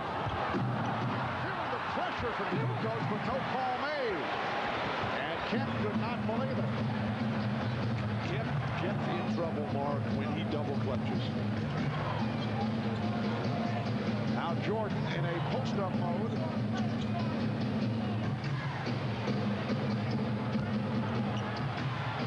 Jordan played well by Askew. He thought he was fouled, though. And now Payton is fouled. Timeout is taken. 8:29 remaining. In the fourth quarter, the Bulls 80, Sonicks 69. The NBA Finals continue. Game 3, Sunday night at 7 Eastern on NBC. Well, it has been a relatively quiet game for Dennis Rodman until just a moment ago. He's been mixing it up with Sean Kemp. There's that flopping that George Karl was complaining about. But it was Rodman who have taken over this game for Chicago. And as Matt pointed out at the start, when they get that kind of contribution from their role players, they are extremely difficult to beat. Longley. Oh, nice move by Luke Longley. And Kemp came away with the rebound. The Bulls lead by 11. 4 minutes in. Fourth quarter. Percy Hawkins able to hit from downtown.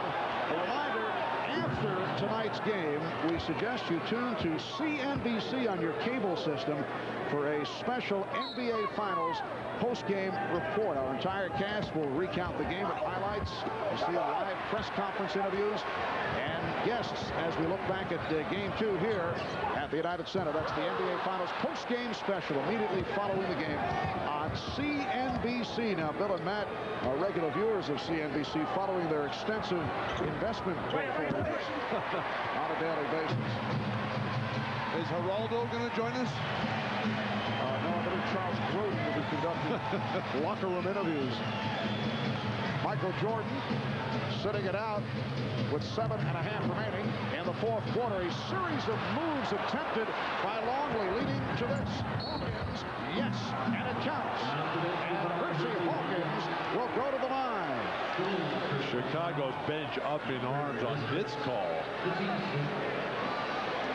This is Seattle Sonic basketball.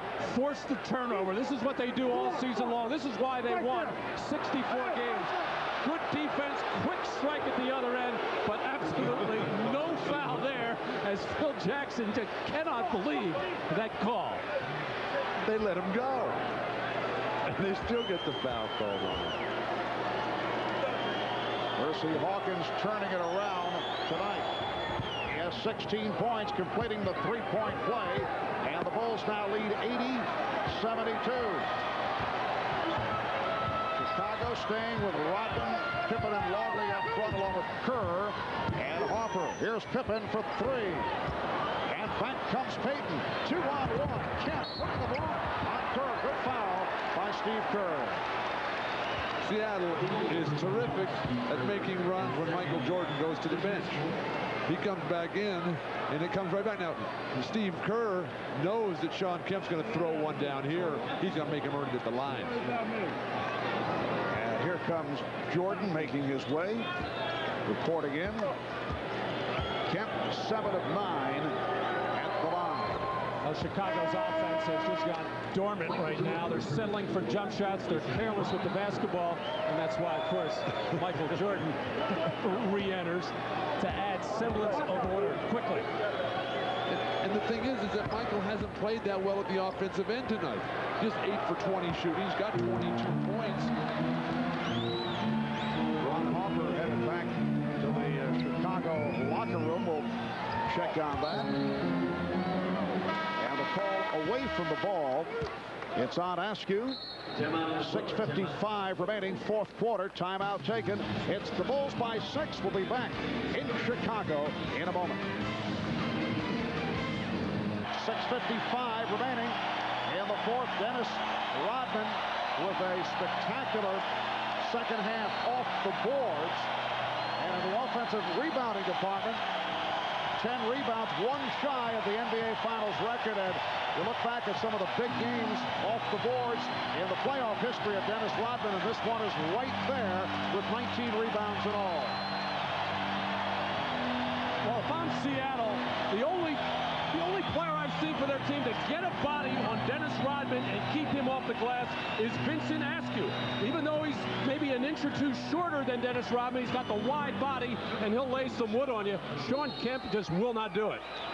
Now trying to get the Bulls revved up. A 7-0 run by the Sonics since that Chicago 13-point lead. Jordan. Michael Jordan able to penetrate. Brown looking for the steal. Bulls 82. Sonics 74. Here's Payton. Right back. Gary Payton cuts it to a 6-point Bulls lead.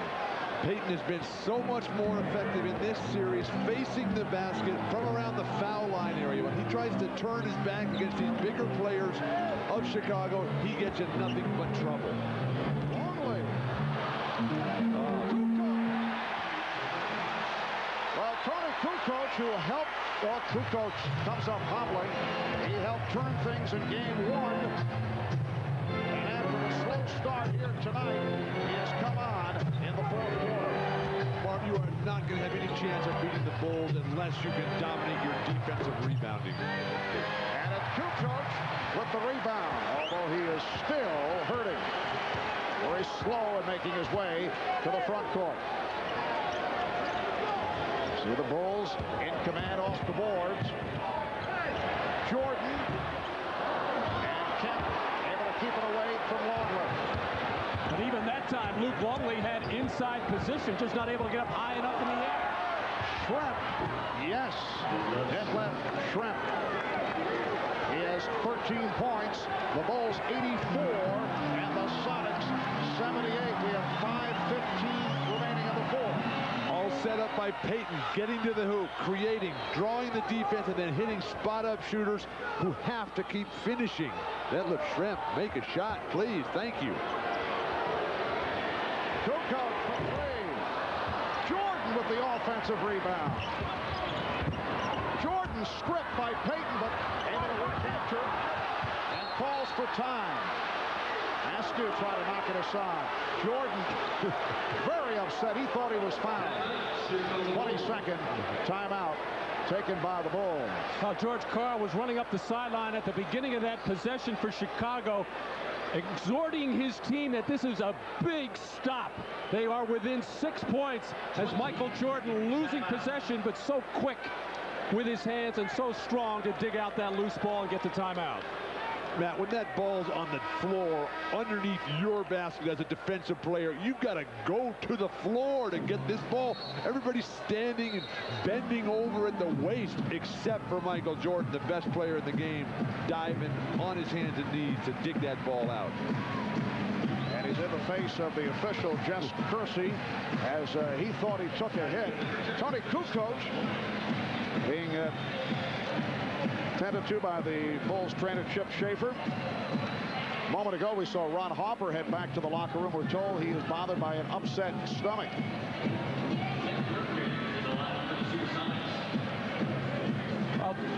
Tony Kukoc, not normally much of an offensive rebounder, but his left foot landing right on the foot of Sean Kemp and turning that ankle. 4:51 remaining in the fourth. Chicago in possession, and they lead by 6. So the Bulls staying with Randy Brown and Michael Jordan in the backcourt. Here's the lead broken up. That was intended for Jordan.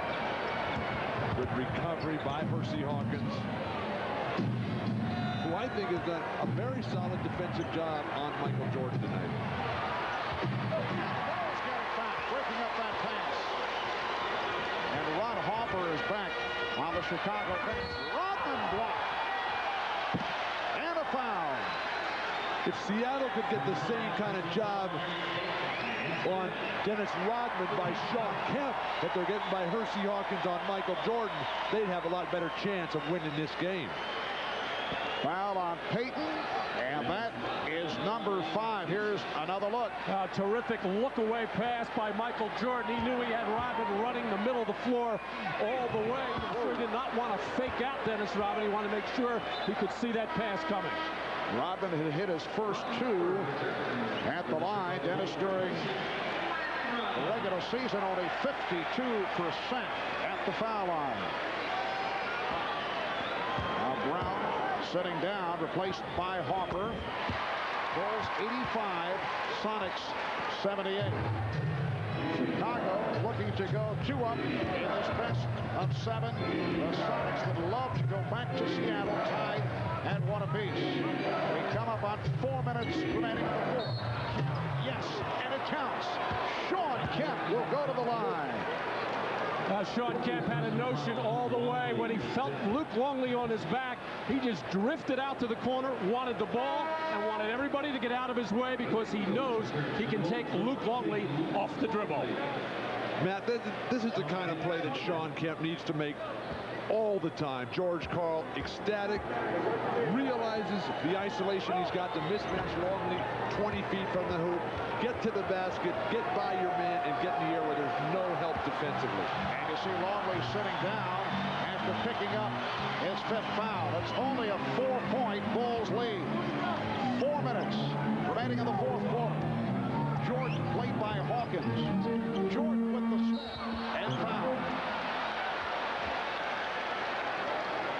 It is absolutely amazing. Michael Jordan just has such a feel at the offensive end where every other player is on the floor. He had that side clear. He saw the double team coming, but just so quick on the spin to elude that double team, get in the paint and draw contact. Matt, remember at the beginning we were talking about anticipation on defense. The Sonicks have to know that Michael Jordan's going to try to take over this game down the stretch. And when he makes that spin move, somebody for Seattle has to be there sooner. The same way Scottie Pippen is coming from that blind side when he's playing defense on the Sonicks. Well, we've seen all night long the Chicago Bulls taking advantage of really the over-aggressiveness of Seattle. We see it with their scrambling, double-teaming defense. It has opened up offensive rebounding opportunities for Dennis Rodman. Michael Jordan, 6 of 11 at the line. And the Bulls now lead 87-81 with just under 4 minutes remaining in the 4th. Payton with the snap. And they swing it out. Here's Schwett. To the rebound. That left Schwett now 5 for 13. Timeout called by the Bulls to save that possession. 3:35 to go in the 4th quarter. We'll be right back.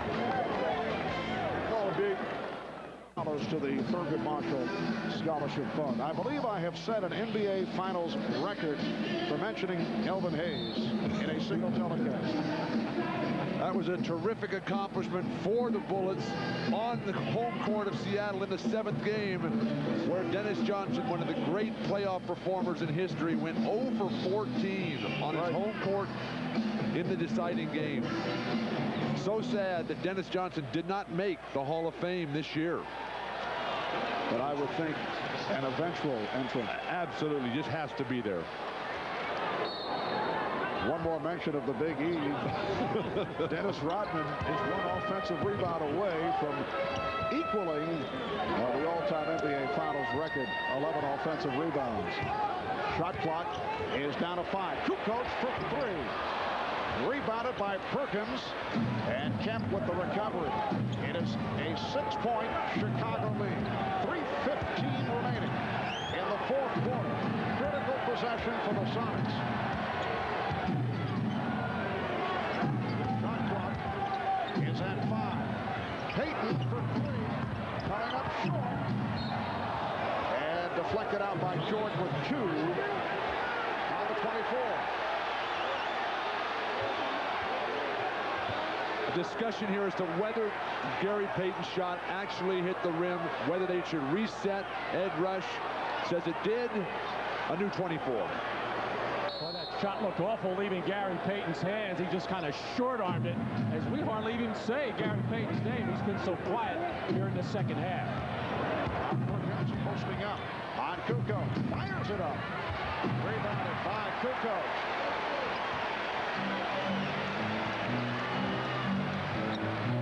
Well, the Sonics have had their opportunities the last couple of possessions, but not able to convert.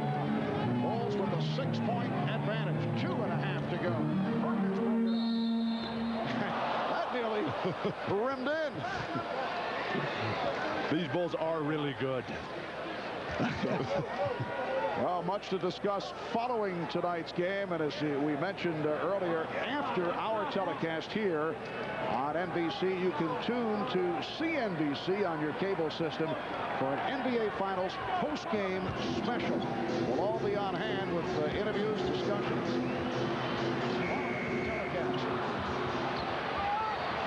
Back come the Sonics. Gary Payton, Sean Kemp. We come up on 2 minutes to go in the fourth. Perkins strip and deflected out by Pippen. One of the problems over the years from Seattle, as they call a timeout right now, has been a lack of a go-to guy in the set offense down the stretch. They're struggling to find some offense right now. 2:08 remaining in the fourth at the United Center.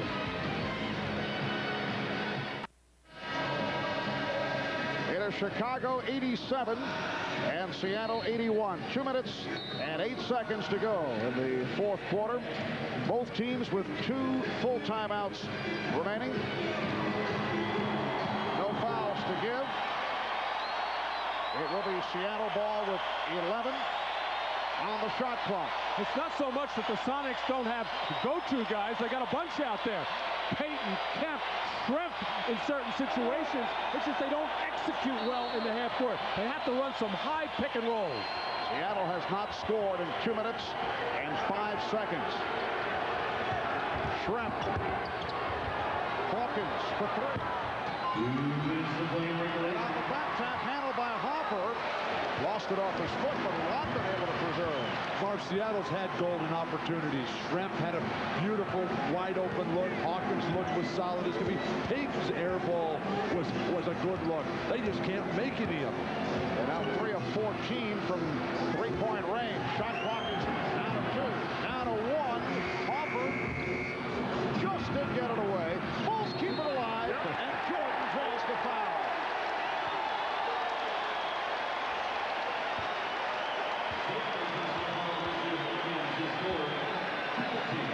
Percy Hawkins called for his 4th, and Michael Jordan back to the line where he's 7 of 12. And that look of frustration on the face of George Karl has been, he couldn't have asked for anything more, struggling all night, but time and time again, just hanging 6 behind and getting good scoring opportunities and can't get them. And the Bulls aren't doing anything at their end offensively.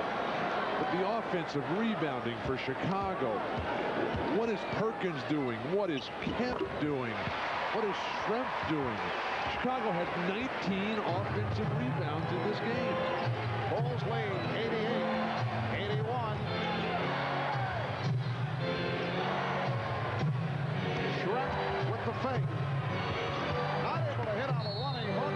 Kemp is there. It will count and the foul. Sean Kemp with 26 points. Foul committed by Tony Kukoc. And Kemp keeping the Sonics alive. All set up by the penetration of Shrimp. A terrible shot, but at least he drew some looks defensively, and that enabled Kemp to slide along the baseline and find the opening. Another big statistical game for Sean Kemp, but just having an awful time at the other end defensively, not even trying to get a body on Dennis Rodman, just trying to go get rebounds. But when you're playing Rodman, you got to bucket. 3-point play again for Kemp. And the Bulls lead by 4. Steve Kerr back on the floor as we come up on a minute remaining in the fourth quarter. Bulls led by as many as 13. Sonics able to get back into it, and they've had, as we have been discussing, a number of opportunities. Here is Jordan, and he's fouled. Hit from behind by Schrempf. And took exception to it as Schrempf taking a wild swing there. Got a piece of the ball, but no doubt got a piece of the head of Michael Jordan, and a quick reaction, and then Michael caught himself. This is just a replay of game one. Whoa. This is you put Detlef Schrempf, their worst defender, on Michael Jordan. He lights up, just goes right to the hoop. Detlef ushers him in to his right hand. Not a good foul by Detlef Schrempf. The Bulls only 4 of 8 at the line in the fourth quarter. Sean Kemp saying he liked the hard foul that Detlef Schrempf took. But you know how it happened again? It was another double team coming. But actually the Sonics are coming so hard with a double team that Michael is able to get around it. You can't come so hard where he's going to split it or go around it. You got to stop him. Bulls lead 90-84. And the Sonics call for time with 55 and 9/10 seconds to go in the fourth. We'll be back after these messages from your local station. And for the second straight game, the Sonics have not been able to convert down the stretch. Game one, the last 5 minutes, only 1 of 12. They've had the looks here tonight, only 2 for 7. And the Chicago Bulls, not that much better. They've only scored 14 points in this fourth quarter, but so far, the defense of Chicago has been strong. Seattle can look at that graphic and see improvement. Yeah, they doubled their performance from game one, but it's just not enough. Gary Payton will throw in, looking for the room from Ron Harper.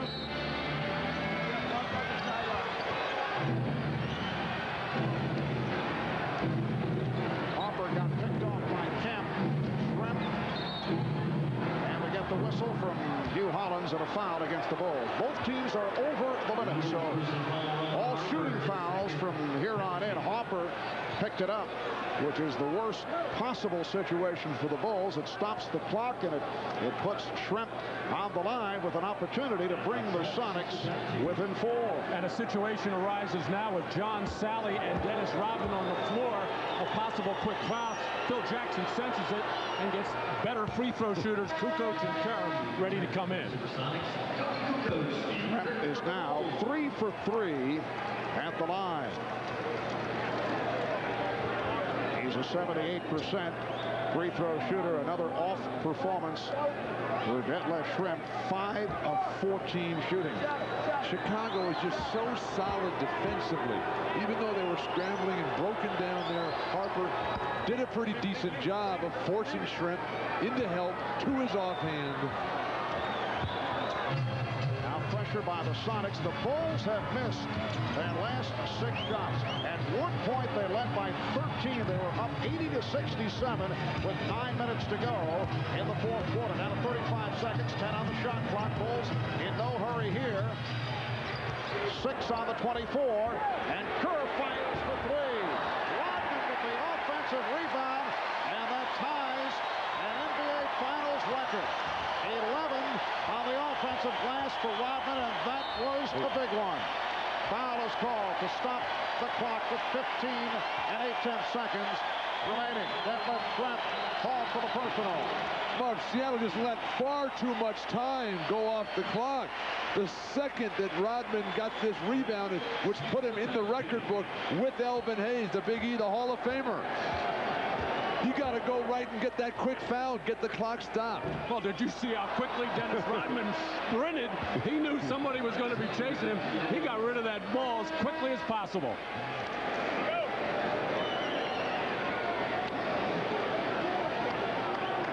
Tony Kukoc making his first appearance at the line, and he's a 77% free throw shooter.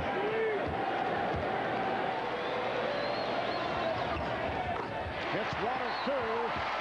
Bulls lead 91-86, and the Sonics will use their final timeout with 15.8 remaining. It's a 2-possession game right now, and and obviously the three-point shot comes into play. And the Sonicks have good three-point shooters, but the strategy throughout the playoffs and really throughout the year for Chicago is to take away three-point shooting. They will be up on all of those people, switching on every play, trying not to give a Perkins, Hawkins, or Schrempf any kind of look. I think Seattle has to go for 3 points early right now. Don't make it a desperation three at the end to maybe tie. Their three-point shooting tonight, abysmal. Even worse than it was in game one. Overall, 8 for 31 in the two games. Bulls have done it at the foul line here in the final minutes. The last 7 points have come at the free throw line. Down to 15 and 8/10 seconds remaining. Chicago looking to hold on to go 2 up in this best-of-7 NBA Finals Series. Game 3 in Seattle on Sunday night, 7:30 Eastern Time. Showtime will get it going at 7. That's 4 out on the West Coast, and then Game 4 in Seattle next Wednesday, June the 12th. So that'll be Game 3 Sunday night at the Key Arena in Seattle. Mark, one of the things that Seattle really has to work on is their ability to come from behind and win games. Throughout this playoffs, the games that they've won, and they've won a lot of them, they've led from wire to wire. There hasn't been a case in these playoffs where they've trailed at the half and come back and won. That trend continues. That's disconcerting for George Karl. Will throw in now from the near side of the court, looking for the quick three. Kemp, and he's hit out of reach. So again, the clock is stopped. 12 and 3/10 seconds to go in the fourth quarter. Sonicks, though, do not have any timeouts remaining. And it didn't appear the Sonicks looking for any three-point shot there, getting it quickly to Kemp in the corner, and he knew what he was going to do as soon as he caught it, and that is drive to the basket. Kemp, 11 of 14 at the line.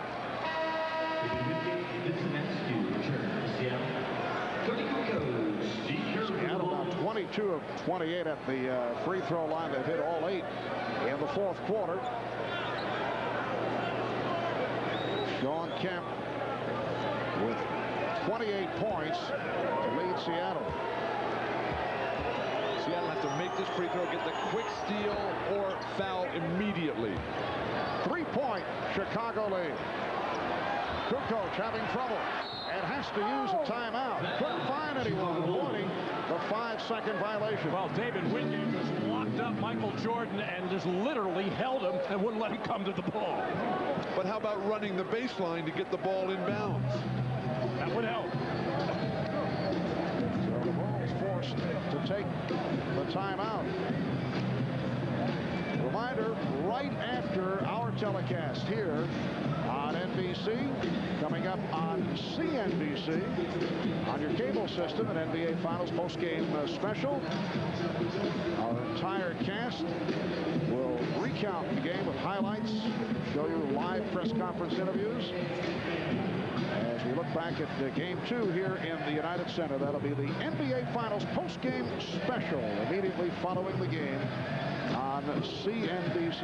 And these last couple of situations, the Chicago Bulls have left Dennis Rodman on the floor because I think Phil Jackson trusts his instincts so much. He's not a good free throw shooter, and obviously Phil does not want him to get fouled, but they think Dennis is clever enough where he can catch it and they get rid of it very quickly to another good free throw shooter, and he feels he'll just make the right play. Dennis moves so well off the ball. He spaces the floor. He creates the opportunity by spreading that floor for his teammates to create their own play.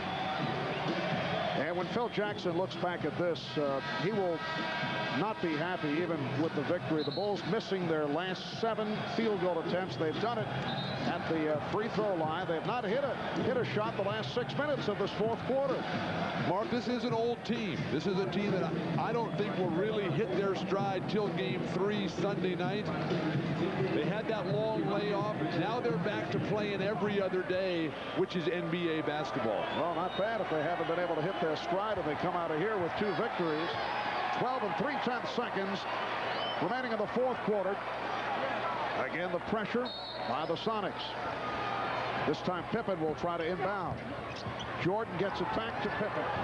And Hawkins called for the foul. Down to 8 9/10 seconds. And Pippen to the line. He is 5 of 6. Get a jump ball out of it. However, it's only a 3-point game. That was almost an air ball by Scottie Pippen. And Seattle failing to take care of its defensive backboard, giving up a rebound on the offensive end, an offensive rebound on a missed free throw, inexcusable if you're trying to win. Shows the great instincts of Dennis Rodman, able to get to the ball here. Well, it was knocked loose and almost knocked to him, but how about him just not taking anything for granted? Now the question on the lineup, Jordan trying to organize things. It's Perkins and Rodman. The Sonics with 6 and 9/10 seconds to go need a 3 to tie it if they can get possession. Bad toss. Oh, not a good toss, and apparently they're going to do it again and reset the clock. Yes. And it looked like a foul could have been called there on Dennis Rodman as he hindered Sam Perkins from getting up in the air. Just Kersey with the do-over. They reset to 6.9. And again, a whistle. And they'll re-jump. Hugh Holland says, do it again. And that's the second time Dennis Rodman has fouled Sam Perkins. Rodman is leaning in, and he's initiating the contact, but he's doing it with his left arm, his inside arm. Well, let's see. Well, we need the hat trick. And it's controlled by Jordan. And now the foul with 3 and 7/10 seconds remaining.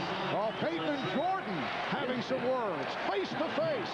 And Harper guides Peyton away.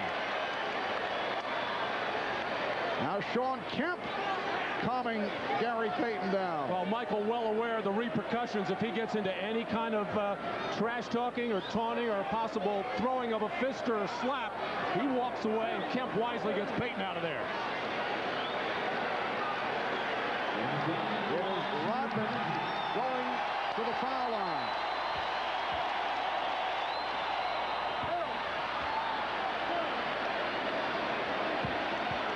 Dennis Rodman now 3 of 5 at the line.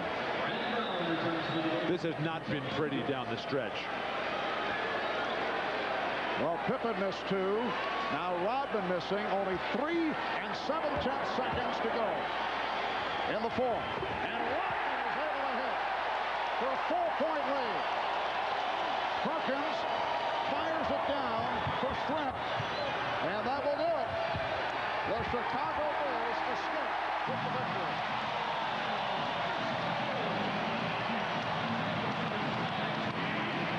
The Bulls over the Sonics 92-88.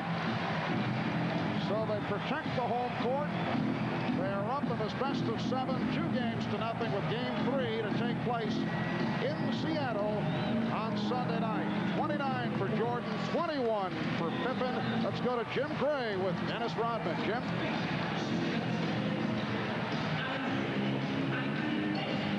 9 points. He has 20 rebounds, tying a playoff record.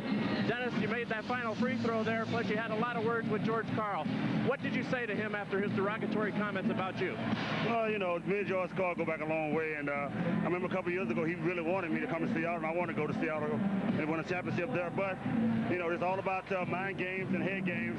That's what it's all about. Have you won the mind games now? You're 2-0 in the series, but are you ahead on the mind games as well? I don't think so. I think Seattle's a great team, a great athletic team. They can get in any game and get in anybody's head.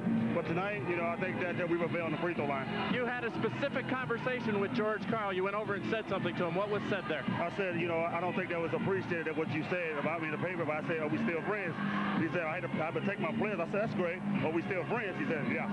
Now, the Sonics gave you quite a game this evening. They've sent a message that they can be competitive going back to Seattle for 3 games. Now, this was not as easy as you expected tonight, was it? No, I thought we would play a little bit better, but we didn't. But that's what playoffs are all about. And the people got their money's worth, and hope we can get one Sunday.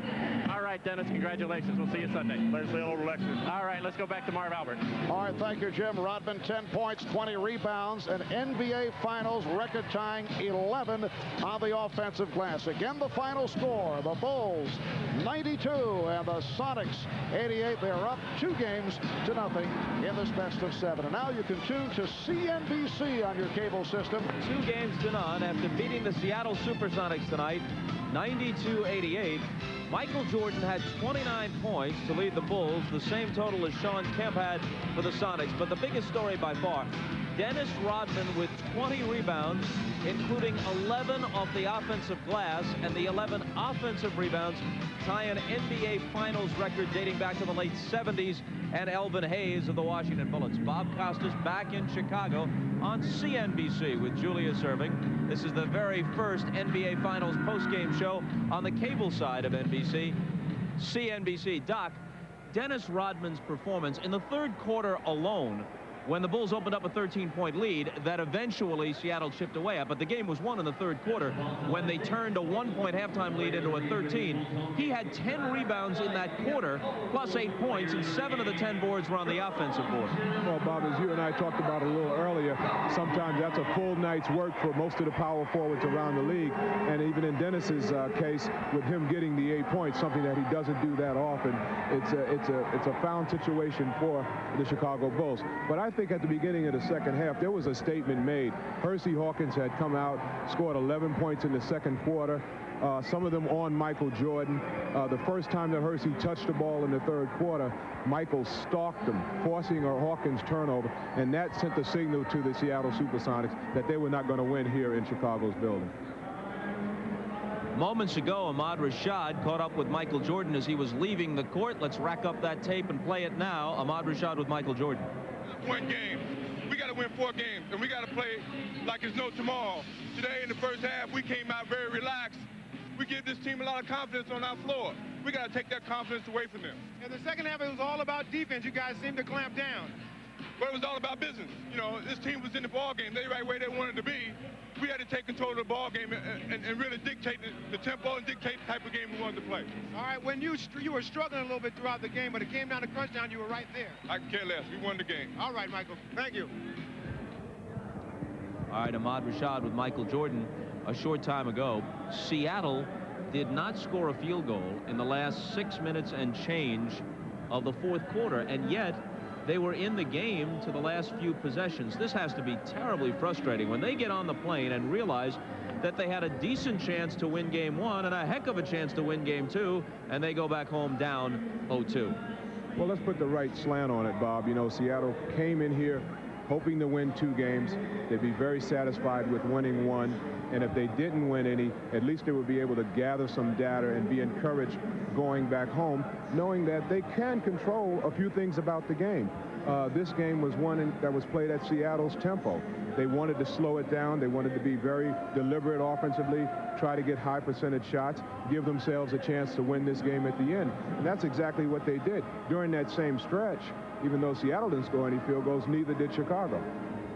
But at the very end of the game, even when they managed to get back to within 3, and then Pippen goes to the line and misses 2 free throws, the whole scenario for the night played itself out again. Rodman ties Perkins up on the rebound and forces a jump ball that eventually the Bulls win. There, with about 8 seconds and change, if Seattle had gotten the rebound, and of course on a free throw situation you got the inside track, they got a shot at a 3 to tie the game. Well, I've been around basketball for a long time, and George Karl was deliberately telling Detlef Schrempf and Sam Perkins, keep him off the boards. How he got his hand on it, who knows? Hersey Hawkins is a Chicago native. He played his college basketball at Bradley, led the nation in scoring at one point during his collegiate career. Now an outside sharpshooter for the Seattle Supersonics, who had a pretty good game tonight. He spoke with Hannah Storm a short while ago. Here it is. Thanks, Bob. Hersey, a tough loss. I mean,